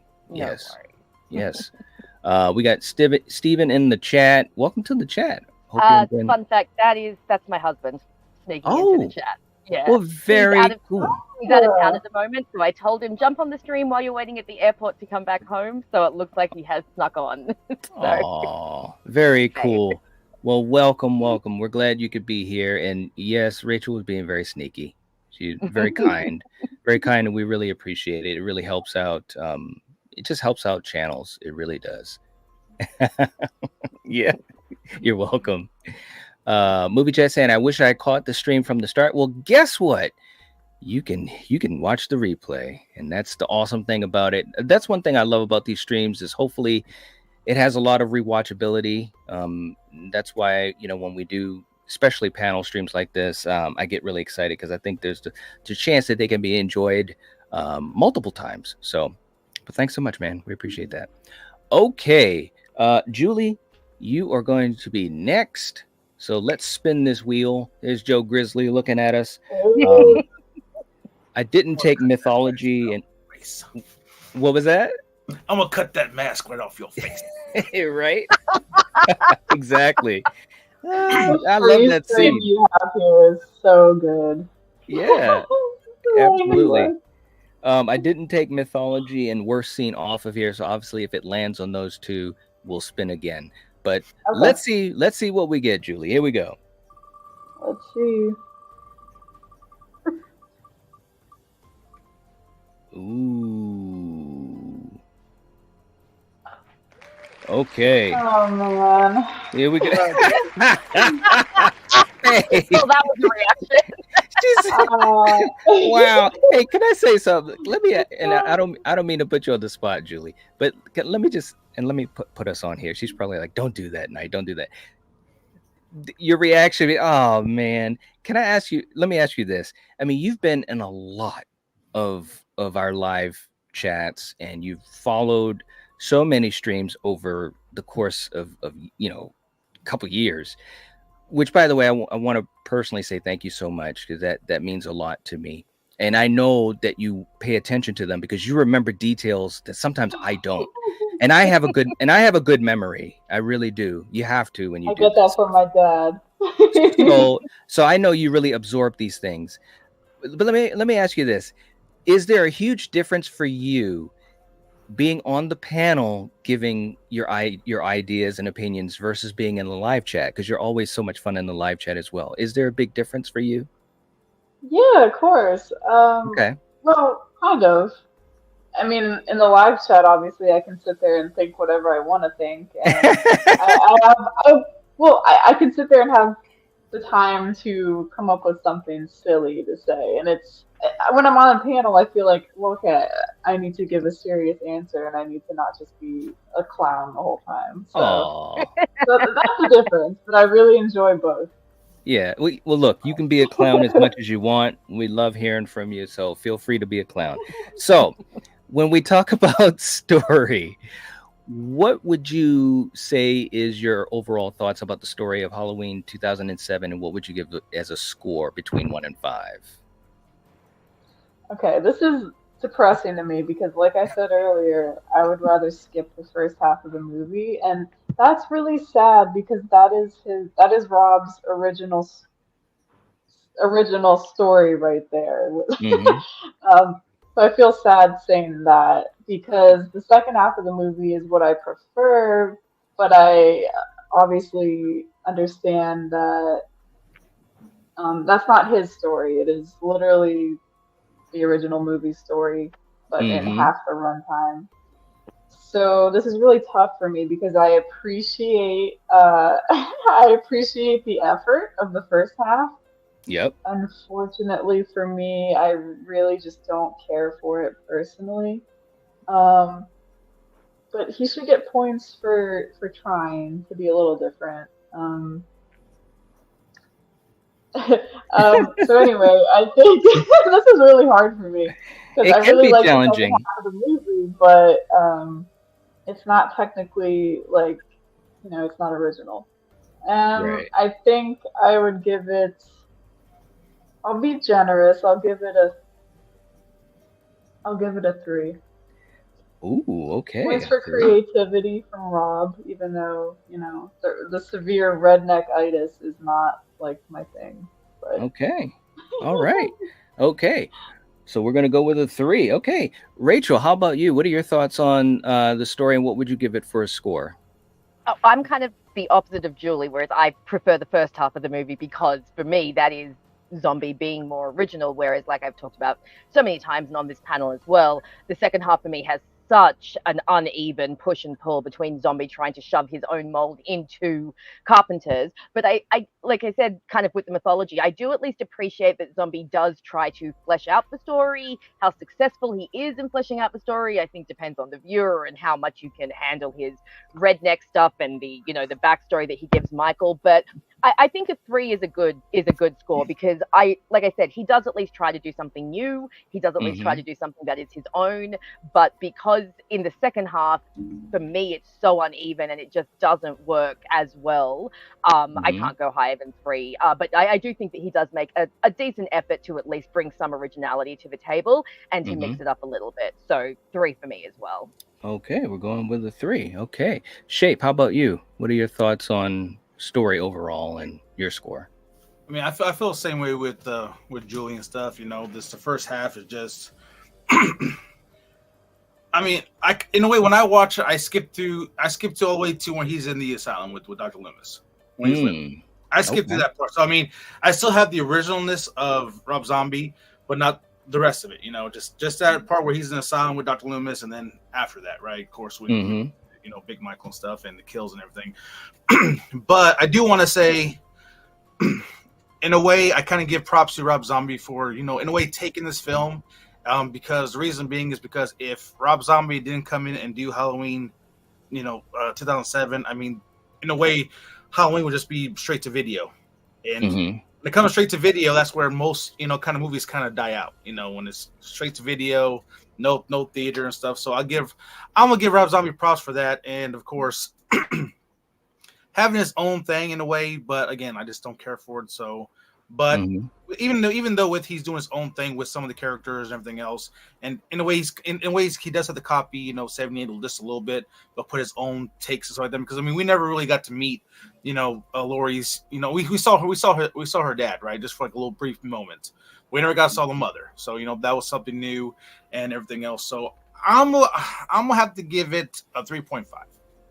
3.5. Okay. All right. Very, very cool. And thank you, Jason. Film Kid, we'll catch you later. Thanks for being here. And Sarah says we're at 48 likes. I know we can get to 50. I know it too. So if you haven't hit the like button, please do. We appreciate that. We got Michael in the chat. What's going on? Good to see you. All right. Scott, you're right. Straight to video equals death for a horror franchise. Look at Hellraiser. Yeah, that's right. I've got a lot of opinions on Hellraiser. For me, when I think of story, I think, again, it's unbalanced. I know he was given a tough deal, to do a Halloween film.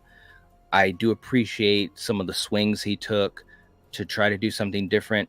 I do think it was unbalanced quite a bit.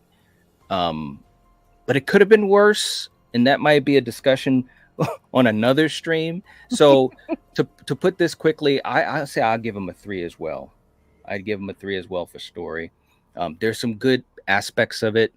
They took a swing, but it's a bit uneven. So I'll go with a 3. Okay. All right, let's head back to the wheel. We're going to remove story. And Rachel, we're going to spin this for you next. Again, we might have to take off mythology and worst scene if it hits that, but let's see. Let's see where it lands. Ooh, okay. Yeah, all right. Okay. Oh, Yeah. dear. Yeah. Oh, dear. Yeah. Cinematography. So, Rachel, what do you think about the job they did with the visuals in the film, the cinematography? And what would you give it as a score, 1 to 5? Yeah, okay. Look, Zombie is, I don't think he's a bad director. I know there are some people who think that he just can't direct. I think he's competent, but I don't think he's anything to write home about. And I'm kind of with Julie, some of the shaky cam, which I actually don't mind shaky cam. I'm one of the few people that think that shaky cam can be really effective, but it's just not here. Some of the cinematography does work. I think some of the, again, I keep going back to the asylum scenes, but I really think that Zombie's best work is in the asylum. I think some of the shots that we get of like younger Michael, the escape scene that Shape mentioned is done so well with Michael breaking his chains and things like that. I do think some of the earlier stuff is not too bad, and there are some shots later on that are okay, but overall, I don't think this is the most dynamic film. And again, I know we keep going back to the original, but it's unavoidable. I mean, when you look at the original, and it's so dynamic, and so many of those shots are just so effective and so eerie, and they just add this atmosphere. And Zombie, because his style is a bit more frenetic, it's a little bit more over the top. It just, I didn't love it. And again, and I know I keep coming back to this, but when we get to the final act and he starts to try and mix his style with Carpenter's, it just doesn't work for me, because we're trying to do some of these subtle, like you said, you mentioned you have the school scene, you have a couple of other scenes where, Michael, they're obviously trying to do the voyeurism. And for me, that just didn't work. So I think with cinematography, I'm going to have to go with a 2. I don't think it is the best in this film, and I don't think it's the most dynamic. There are some effective shots, but I think sometimes the shots become more effective because Tyler Mane himself is such a presence, and you're focusing on him so much. It's more about him filling up the shot rather than the actual angle. Whereas in the original film, it was a perfect marriage of the way they framed Nick Castle and the way his presence would fill the screen. So I'm thinking 2 for cinematography. Okay, all right. And real quick, let me just jump to the chat here. We got Movie Chat coming in saying, I prefer the first half of 2007 to the second half. Yeah, I do too. It's tough because, again, I think it's a tale of two halves for this film. It's tough. It's really tough. But I personally do prefer the first half as well. I think it's the stronger half, but yet I still do have some issues. Some of it is the characterizations. So that's why I knew that this would be a fun conversation, because there was going to be a lot of angles to it. So, but thank you so much for the super chat, man. Really appreciate it. And yeah, this is fun. This is a fun conversation. All right. So Rachel gives a 2 for cinematography. Julie, let's go to you too. What do you think about the cinematography, and what would you give a score for it? Now I'm gonna be a little bit rude here. All right. Okay. Wow. I just want to bring up, firstly, okay, the scene of Sherry Moon at her night job, right? Yes. I think for me, I didn't love that scene. It just felt a bit strange, awkward, and I think Rob just loves to show off his beautiful wife. But the way that was filmed was just so weird and awkward to me, and she was beautiful, but the scene itself was ugly, and I think that goes for a lot of the scenes in this movie. I think overall this movie is ugly.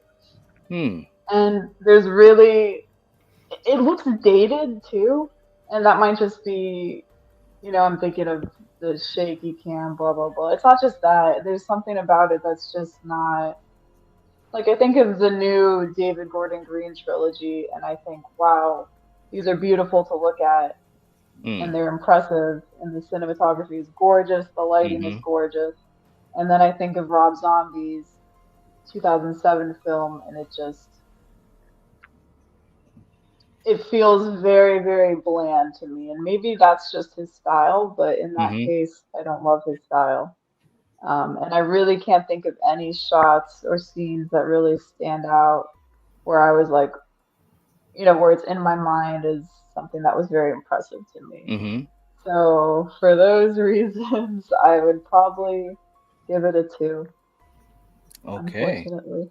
All right. Can I just want to say, Julie, I'm so glad you mentioned the Sherry zombie club scenes, because I'm the same. I'm like, look, Rob, I know you love your wife, and it's so great that you love your wife and you think that she's beautiful, and everyone should be like that towards their spouse. But for me, I'm like, but why are you filming her through the male gaze? Like, this feels like you're filming your own wife in like a titillating and like gratuitous kind of way. So yeah, I definitely agree with that. I meant to bring that up, but I'm really happy that you touched on that, because yeah, every time I watch those scenes, I'm like, okay, on the one hand, I love that you love your wife, but on the other hand, this is not the way I would present my wife on screen. So right. Yeah, I agree, definitely. And it adds a whole new level of, I shouldn't be here watching this. This is right. Well, it didn't. Well, here's the thing. Again, it didn't. And again, it's the choice that he made, and I get it. But I know it's not a broken record, but it didn't have to be in a Halloween film. You know what I'm saying? Yes, there's tons of other horror movies that it would have made sense in, especially if you set up a certain mythology. But it did nothing. It did nothing to push forward the story of Michael or Laurie Strode, right? And at the end of the day, or Loomis, and at the end of the day, those are the biggest characters in the film. You know what I mean? Now, granted, his mother obviously had a big part in the opening, but again, it didn't need to be there. She could have been working at a Walmart, and it would have been the same idea. She's at a job that she doesn't necessarily like, but she has to try to support her family, and she's dealing with a lot of crap. It could have been the same type of thing at a Walmart. Shout out to Walmart. Real quick too, in the chat, Steven saying story is a 1. He destroyed the mythology of Michael by explaining who he is. I hear you, man. I hear you. Steven's going off in the chat, man. Ronan saying, I identify as a man with a neck which is red. I'm offended by Rob's portrayal. We are good people. When it hits the fan, you will need your rednecks because they have the guns. There you go. Oh dear. There you go. There you go. Steven saying, I don't know. I don't want to know why. The mystery is part of what makes him so scary. Agreed. Agreed. I agree with that. Sarah is working hard in the chat saying, woo, we hit 50 likes. Thank you so much. I appreciate that. Very, very cool. Awesome. And Steven is saying, just wanted to check in on the stream. I need to go and find some overpriced airport food, charge my phone, have a great stream all. Thank you so much, man. We appreciate that. Yeah, definitely have a safe flight. Yeah. We got Derek in the chat too. What's up? All right. Movie chat saying true night, but we are talking zombie here. That's right. Very true. Very true. Okay. Shape, what are we gonna give for cinematography? Well, I'm gonna be nice here, and I love the stripper scene. I love Sherry Moon dancing. I just love it. I love the whole scene. I'm just kidding. Again, like as you guys said, Rob Zombie. Any movie he does, his wife's pretty much always in it. And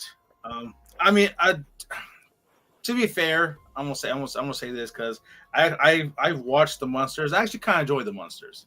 A lot of people hated it, but I think she did kind of a good job in the Monsters. I kind of enjoyed it, so I was kind of shoot that out there. But at the end, that doesn't really be in there. And he just wants to keep showing her and every little thing because again, that's why she's pretty much in Halloween 2 in a way. Because he kind of has to have her. So, but when it comes to, I like the shake cam because for me, especially for in the Rob Zombie realm, especially for this Halloween with Michael Myers, I think the shaky cam kind of fits with it because how when Michael's moving, Michael's running, or just when he's bashing the ceiling or whatever, that shake cam kind of gives you the more intensity. In my opinion, you kind of feel like, oh shit, what's happening, So that's how I feel in a way when it comes to that. But overall, with certain scenes, like I do love, especially when when you see Michael, when you got Annie and or Linda and Bob, they're coming to the house, the old Myers house, and then they kind of pans up. You see Michael above the banister, looking down. Certain scenes like that I really enjoy. Some scenes I didn't really care for, but overall, I'm gonna be nice here, and I'm gonna give it a 3. Okay, we're gonna give it a 3. Okay, very, very cool. And also, real quick too, in the chat, we got Ronan coming in, gifting a membership as well. Very cool, man. Thank you so much. I appreciate that. Seriously, thank you. It looks like it was gifted to AIM. Welcome to the channel membership. And make sure you give a shout out to Ronan. Very kind of you, man. Thank you so much for helping the community to stay afloat and helping to keep the lights on. And he says, I could have renewed my membership tonight, but instead just gifted one instead. Oh, wow. Hey, well, thank you so much, man. And I know you had the issue with the auto renewal. I don't know if Sarah's instructions helped or whatever, but definitely let us know or get in touch with me. And hopefully we can help out. I know sometimes it can be a pain with the settings and all that type of stuff. But thank you so much for helping the other way with gifting a membership. That is really cool, man. Thank you. When we talk about cinematography, look, okay, let's just address the elephant in the room. You're talking about Dean Cundey with 78, which was immaculate, okay? But what was great about that cinematography is it illuminated the creepiness, the tension, the fear, the terror in a way where it didn't have to be out of anger. You know what I'm saying? And I think what Shape said is really important because this style that Rob is using, it fits his style. The shaky cam and all that. It's about intensity. And later on, we do the grunting and we become a hobo and all that stuff. And that's fine. That's fine. It's just not specifically my favorite variation to use from Michael. There were a couple of scenes I thought were shot well. The scene with the Danny Trejo kill scene, there were some interesting things that he did. There were some interesting things at the end when he's chasing Laurie, except for the shit. I'm not as big of a fan of the shaky cam. I'll watch shaky cam when I'm watching a Jason Bourne movie, and I like it there. I'm not a big fan of it in a Halloween movie, but some of the shots were pretty interesting, like the scene where when Laurie comes into the house and Annie's there and you see the pumpkin on Bob's head and all that. There was some interesting shots. But again, we're talking overall. So for me, I'd go 2.5 for cinematography. I'm going to go 2.5. Okay. All right. Let's jump back to the wheel. We're getting close, man. We're getting close.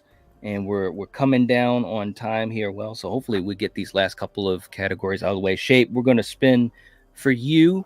Again, if it lands on mythology or worst scene, I'm going to take that off because we've already done that.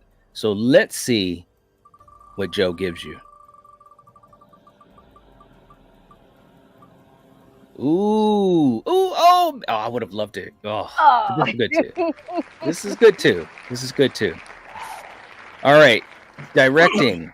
All right, directing. So, Shape, just your overall thoughts on the directing job that Rob Zombie did, and your score 1 to 5. What do you think? When it comes to his directing,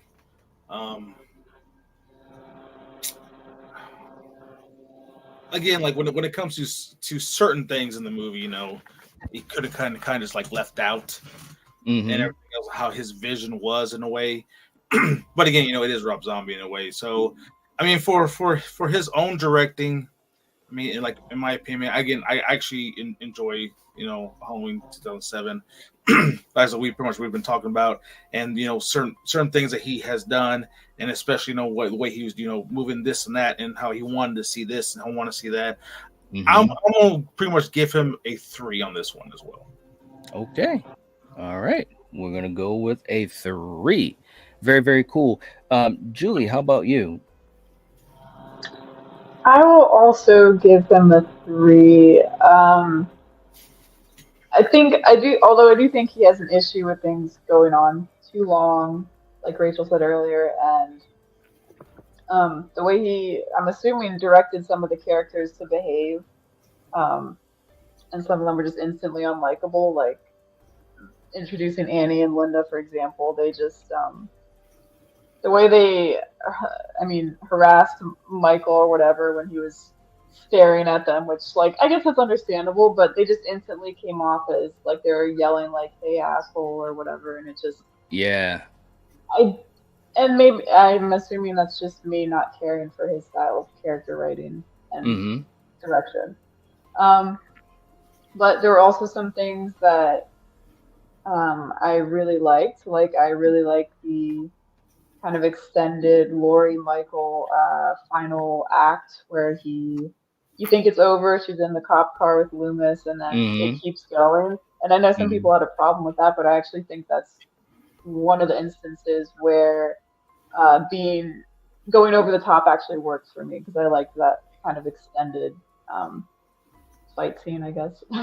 Okay. So I would give it a 3. There's a lot of issues for me with the character direction and things of that nature, but there was some stuff I liked. So yeah, all right. 3. Okay. All right. Rachel, how about you? I'll be a little bit harsher because I'm not a massive fan of Zombie's style, just in general, in any of his movies.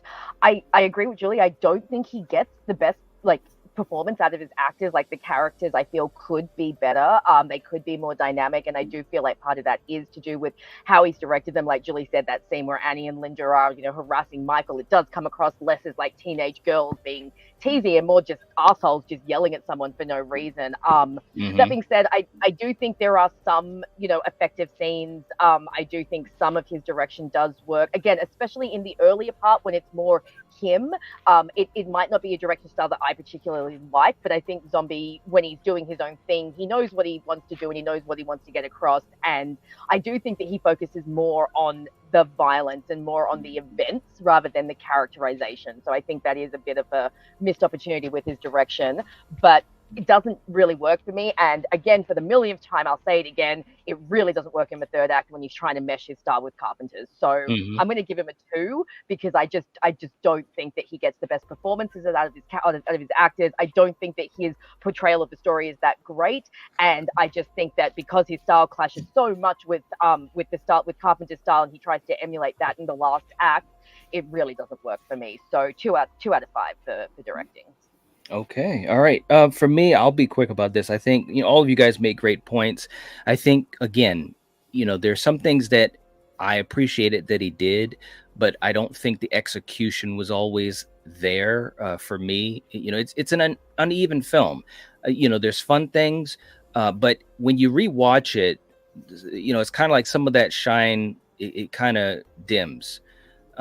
Because of that unevenness. And again, I saw it in the theater, and when we left the theater, I was kind of like talking to my brother. I was like, yeah, you know, it was all right. It was all right. I liked it, you know, but you know, with multiple viewings since then, we're talking 17 years, and I've watched this film a lot. there are just some things that just stand out that I'm just like, ah, man, I wish you could have, zigged when you zagged. So for me, I go with a 2.5. I go with a 2.5. There were some good moments. And there were a couple of choices. And to be fair, again, some choices that he didn't have 100% control over. But again, we have to grade it as what it is. He is the director. So with all of that taken into account, I'm going to go with the 2.5 on this. Yeah. All right. Real quick, too, in the chat, these guys are working hard. Ben, catch you later, man. If you already left, I'll be talking to you soon. Thanks for being here, man. And hey, look, man, look at this shape. Jumping in to the channel membership. Man, thank you so much, man. You being sneaky on the panel. I appreciate that, man. Well, I thought I was a channel member, but I remember that I went to your Patreon. Yeah. Yep. So I was like, you know what? I'll become a channel member. Forget it. Man, so you're a Patreon and a channel member. Thank you. Thank you so much, though. Seriously, I appreciate it. You've always been just awesome and supportive, man. And seriously, it's what helps us do what we do, and specifically things like this, where it's kind of a special type of stream. So thanks a lot, man. I really appreciate you. Seriously, I really mean that. Seriously. All right. Okay, so it looks as though I'll be the one spinning next. You guys are just awesome, man, being so sneaky on the panel. It's so cool. All right, so let's go to our next category and see what we get. And we've got 3 spins left.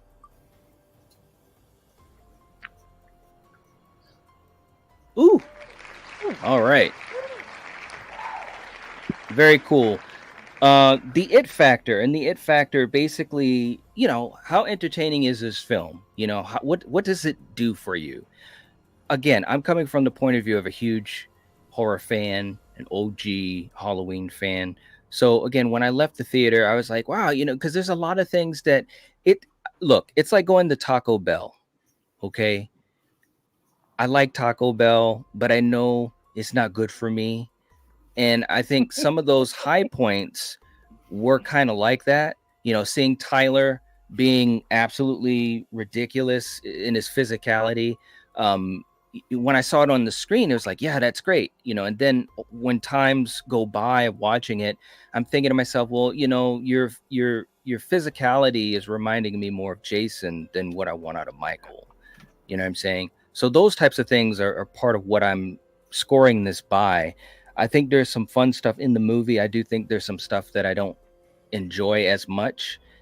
Maybe there'll be a day when I do. But entertainment wise, the It Factor wise, I would give this movie a 3. So that's where I'm going to go. I'm going to go with a 3. Okay, Julie, how about you? What do you think? Well, what you said about Tyler Mane, I'm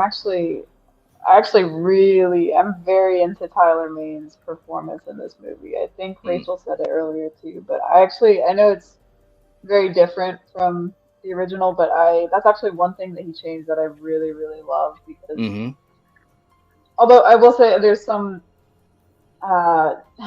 some of the death scenes, I think Ken Foree's death scene where he just kind of gets smashed in the bathroom stall, like that's a bit of like, I didn't care for that, but he is, I love his presence. I love the massive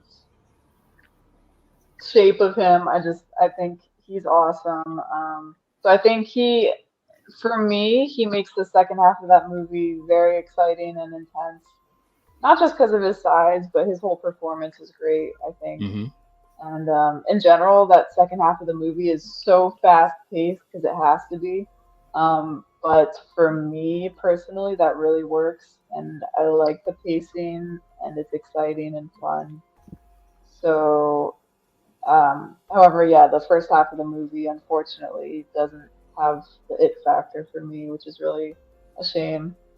So I'd probably have to go with a 3 again. Okay, we're gonna go with a 3. All right, Rachel, how about you? So I am going to be another one who talks about how much I love Tyler Mane, because I think as Michael, he is just so intimidating, and his presence is amazing. The rest of the film, however, I do not find that dynamic. Zombie is. I really think that dude needs some therapy. He is not a director that I love. I don't love a lot. Like, I understand that he's got this very niche thing that he loves to do. It's not for me. But this is a version of something that I love. You know, the original Halloween is in my top 10 horror films.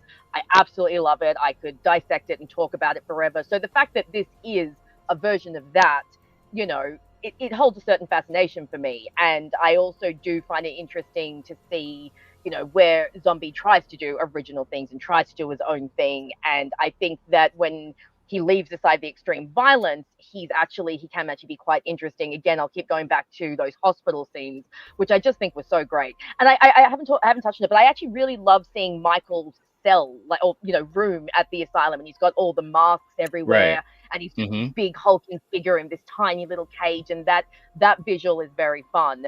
So I think Tyler Mane himself elevates it to me, because I don't know if I've talked about this, but for me with Halloween films, if you have a dud film but you have a good Michael, that can really elevate it for me, because Michael Myers is my favorite like horror villain of all time.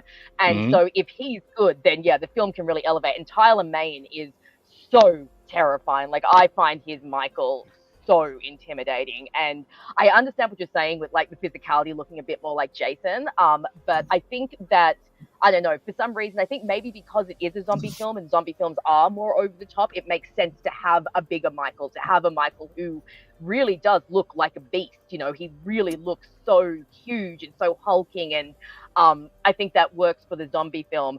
But because I don't really, it's so odd. When I watch this film, I've watched it maybe 3 or 4 times now. It's not a Halloween film I watch that often.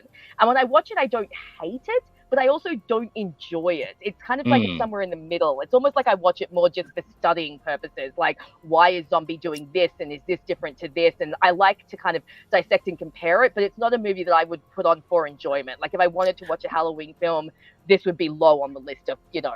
Well, and that's directly connected to the idea of the it factor, you know, because the it factor is the entertainment. You know, do you want to watch it? Yeah.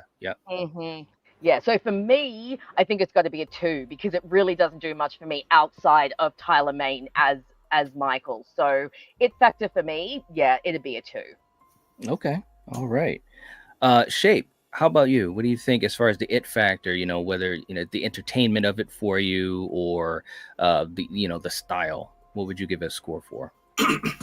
I mean, overall, you know, as these ladies, you know, it's like they kind of want to marry Tyler Mane in a way, you know, they're kind of really talking about Tyler Mane, but I do see their point, because I mean, Tyler Mane, like I said, I think he, when it comes to Tyler Mane and of course Brackett, I think they kind of elevate the movie overall, because I do like Tyler Mane as Michael Myers, and I do like Brackett, you know, especially him, the way he performed Brackett. I think he did a hell of a job too. So I mean, for me personally, like, I enjoy it. I do like the entertainment of it, because I'm the kind of one that does like the blood, like likes the gore, likes to, you know, the bruteness of it. So I do enjoy that, you know, with the kills. I enjoy and everything else too. So I mean, in a way, this is a movie that if I want to watch something that's kind of brutal in a way, it'll be between Halloween Kills and Rob Zombie's Halloween 2007.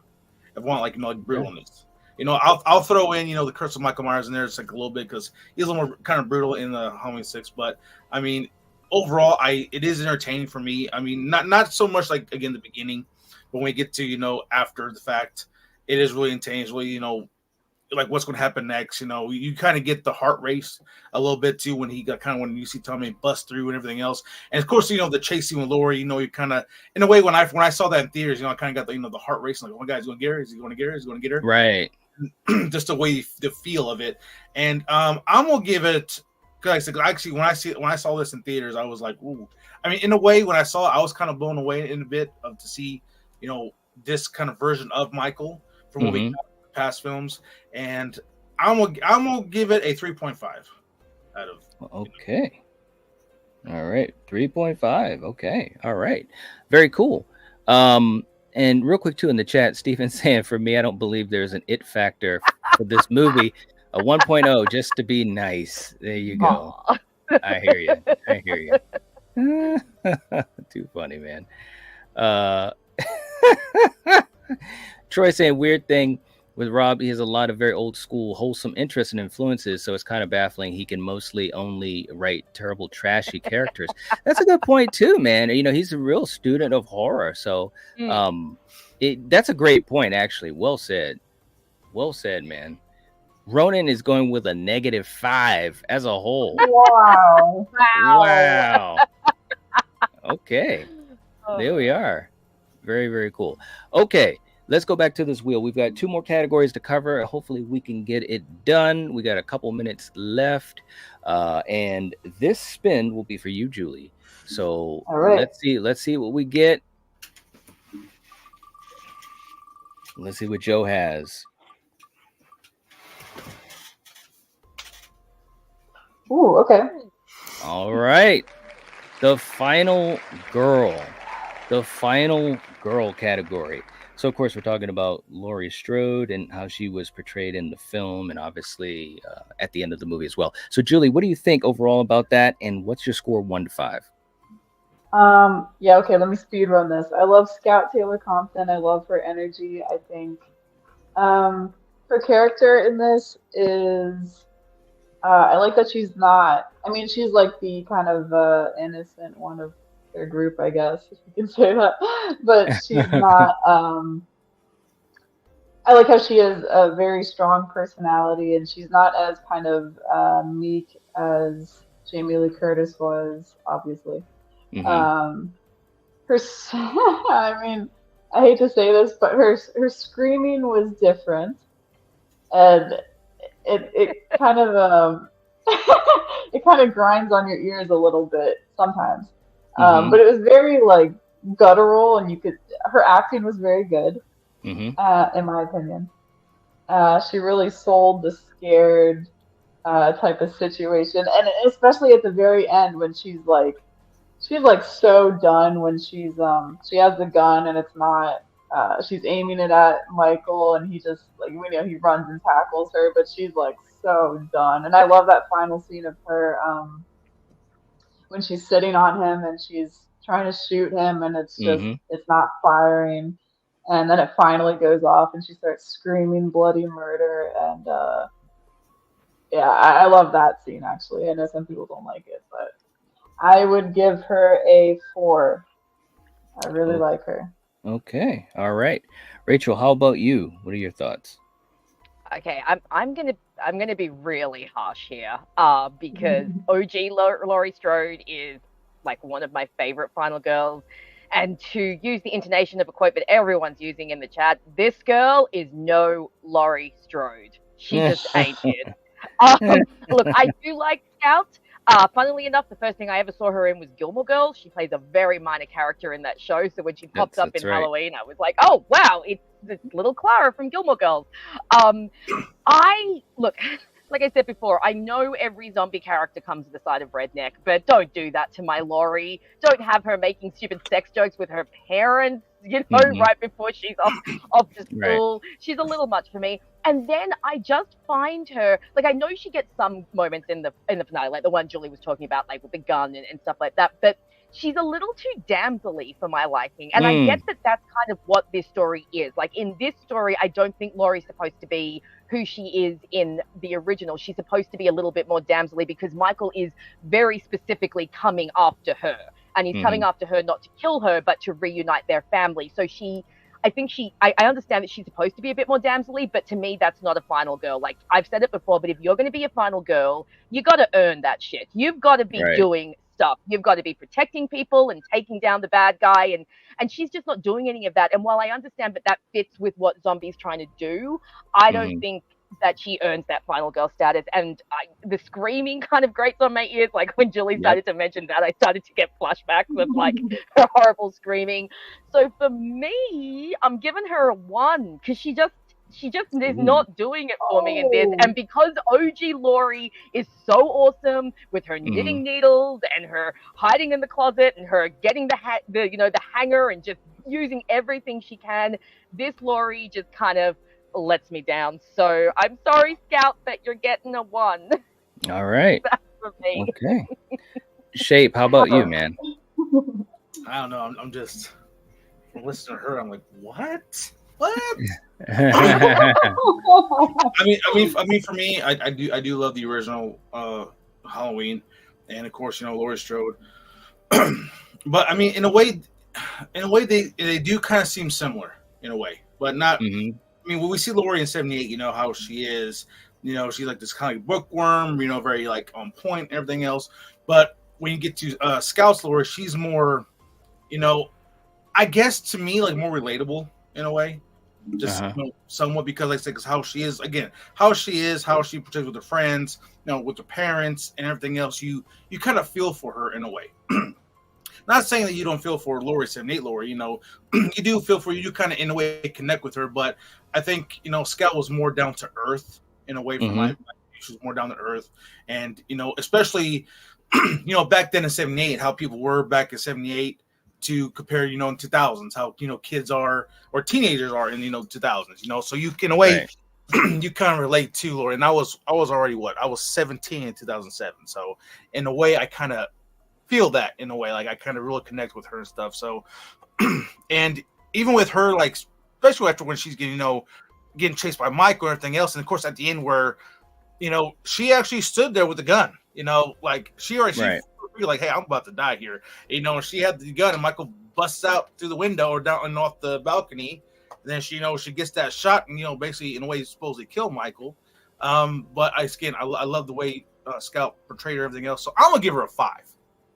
Wow. Wow.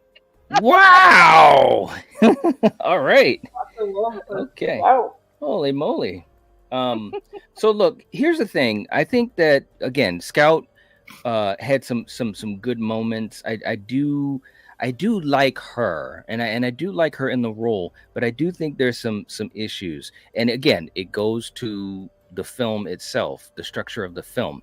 The biggest problem I have, and because I want to make this quick because we're running out of time, but the biggest problem I have is because of the choices as well. Her character, and I think you said it really well, Rachel, she's kind of damsel-y. Okay.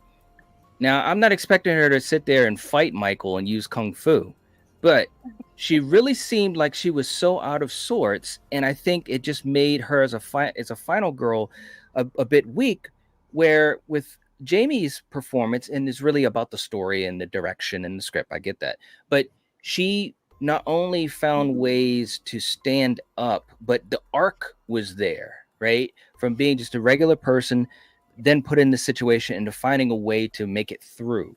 Granted, Loomis saves the day, but Laurie was making some great choices in '78. In this film, she just seemed like it was just like, a lot of the screaming and the running. Yes, she had the gun at the end, but she was portrayed weaker as a final girl in this film for me. As much, and I think it made more of it unbalanced because you had Michael or Tyler portrayed as this unstoppable juggernaut, which he is physically. So it made it even more unbalanced. Whereas in the first film, Michael's the shape. He's scary. You don't know why. You don't know what to expect because he's a regular sized man with no anger, no emotion. He's death. So that's scary. Laurie Strode, a regular girl put in a situation. She finds a way. And that was awesome. That's why '78 beats this movie in so many ways, including Final Girl. I do love Scout though, and Scout, if you ever watch this, I do love you. But I would have to give, as a final girl, with all of that being said, I would have to give Scout a 2.5. Hey Scout, if you're watching, remember me. I give you a 5. I'm on your side. I'm the only true fan here. There you go. Hey, that's right, Kay. A roundhouse kick. I wasn't expecting her to like sit there and give a roundhouse kick, but I just think that she wasn't given enough, even as a final girl, to me. Yeah. To get that arc, to say, wow, she really found a way. So anyways, I won't rant. Okay, next on the wheel. So Rachel, here we go. This will be the final spin. This will be our 10th category.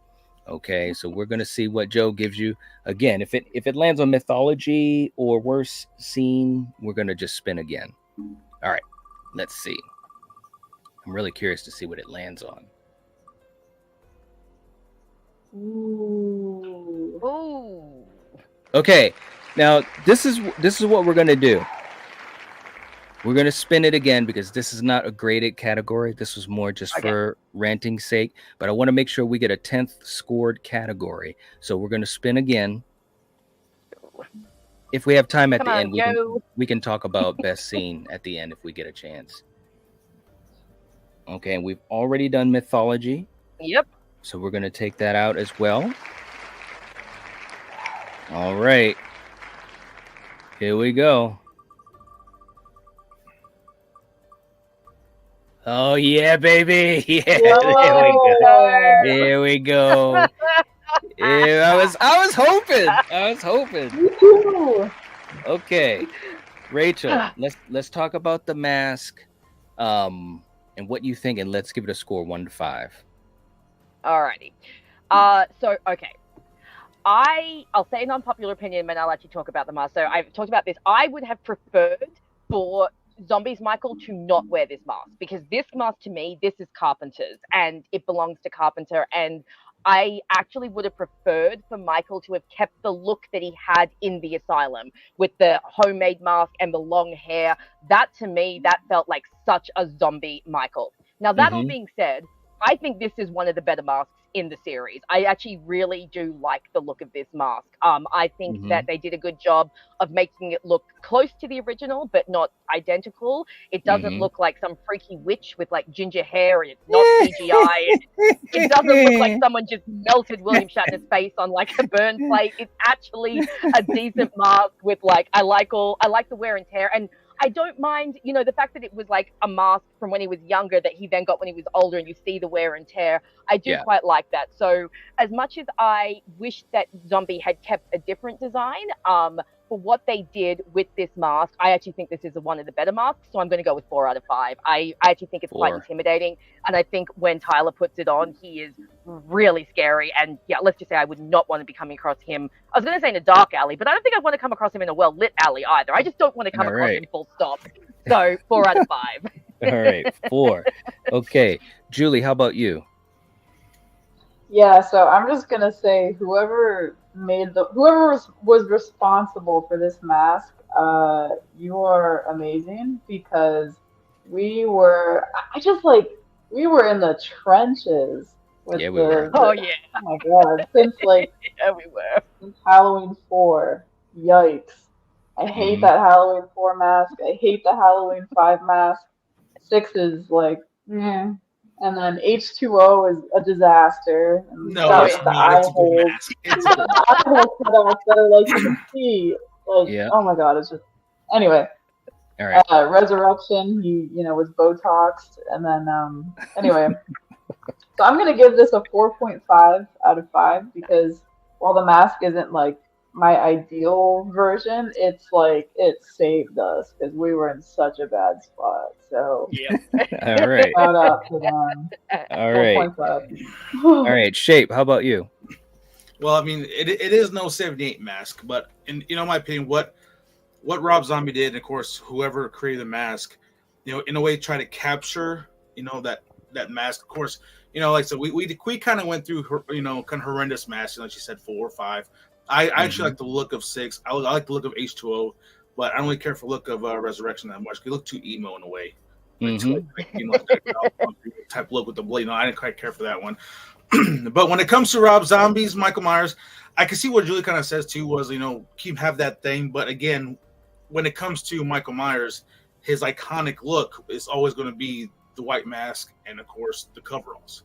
Even though Rob Zombie went different with the coveralls, the color, and especially, we got this new mask where it looks more, looks more dirty, more nasty, but again, with this mask here, I just think that Tyler Mane, or in a way, like she said, like how he was in this, and it really kind of gives that scary look too, especially with all the cracks and everything else, kind of like, oh my God, that kind of looks kind of really gritty in a way. So for me, I'm going to give this mask a 5 as well. Wow. All right. Very, very cool. It's no Dave Go Green trilogy mask, but again, for this film and what we got, before it, after 78, I'm gonna give it 5. Okay, all right. For me, I mean, you guys know my journey with these damn masks in these movies. It's absolutely some crazy shit. This one, I will say, when we saw it in the theater, I was thinking, oh my god, we actually got a really good looking mask. And I also agree. I think the other mask, that he had at the asylum, I thought those were some interesting takes as well. Those were some of the style choices and different things that Rob did that I thought worked really well. This mask being the same one that he used as a child, weathered and so forth, I thought it looked really good. Yeah, it worked. I was a fan of it. I think it's one of the better masks in the franchise. Not perfect. But I would give it a 4.5. I'd give it a 4.5 out of 5. It's very effective, and it definitely, I mean, look, man, we have been waiting since 81, and that's Halloween 2 with Dick Warlock. That's all for real. And don't get me wrong, shout out to so many of the other actors. It's not their fault. They were given a mask. Halloween 6 was okay when George P. Wilbur, portrayed Michael for the second time. 6 was all right. H2O, look, man, when you get to the point where you're using a CGI mask, you're in trouble on a Halloween movie in 1998. I mean, come on. So I think that this mask was really good, and I was a big fan of it then, and I'm still a fan of it now. So I would give it a 4.5. Okay. All right. So, guys, that is our 10 categories that we've covered. Just to do a recap, and I know some folks aren't here, but to give a recap, what we did is we did an average of our scores, and ultimately it's going to give us a final score. I'm not going to give the final score right now. I'll do that calculation later. But when we did Atmosphere, our average score was 3.25. Kills was an average score of 2.25. Mythology was 2.25. Characters was 2.6. Story was 3.1. Cinematography was 2.3. Directing was 2.6. The It Factor was 2.8. Final Girl was 3.1. And for The Mask, 4.5 as a score. And so ultimately, what I'm going to do is add that up. Obviously, the highest score you could get is 50. And that's how we're going to ultimately rank these Halloween films, which I think is going to be an interesting way to do it, which will get us off of our bias a little bit, because we're doing it by categories and trying to be as unbiased as possible. So for you guys in the chat, thank you so much for being here. We really enjoy doing this type of stuff. Steven, thank you so much, man. And I appreciate you throwing in your ideas, because I know you're a huge fan of this movie. Steven would have been like -1, -1, -1, -5. I would love to see that. we should have had him and Keith on here, because Keith is on the same level. Yeah, it would have been on like -5, -10, -100. Well, let me say this, and I'm sure you guys might have guessed it. I wanted to have folks on the panel that had a certain viewpoint of the film, kind of a balance of sorts. And so that way we get a score that reflects the movie a little bit more in a balanced way. So that's why we did that. So, stay tuned. I will tease this. This Friday will be a very special stream. We're doing something a little bit different. So I'm just going to tease that. You guys always keep an eye out. You guys know I put stuff up a couple days in advance. Keep your notifications on. But I can't wait till we get a chance to talk about some of these other films in the franchise. And so also, and you guys know how we do this stuff, if you have not subscribed to Rachel's channel or to Shape's channel, make sure you guys do that. Their links for their channel is in the description of this stream. Let's make sure that we support each other, as we always do, as this community is absolutely amazing. We appreciate all of you, though, seriously. And for you guys on the panel, hold on 1 second as we do the outro. But thank you guys for spending over 2 hours talking about Rob Zombie's Halloween. I appreciate it. And you guys were really good sports and gave some really great takes. So thank you guys for spending time to do this on the panel. Seriously. Thank you. Yeah, Thanks, absolutely. guys. It's been awesome. All right. So for you guys in the chat, as always, if you're watching this, if you're listening to this, you are the Night Watch. Peace.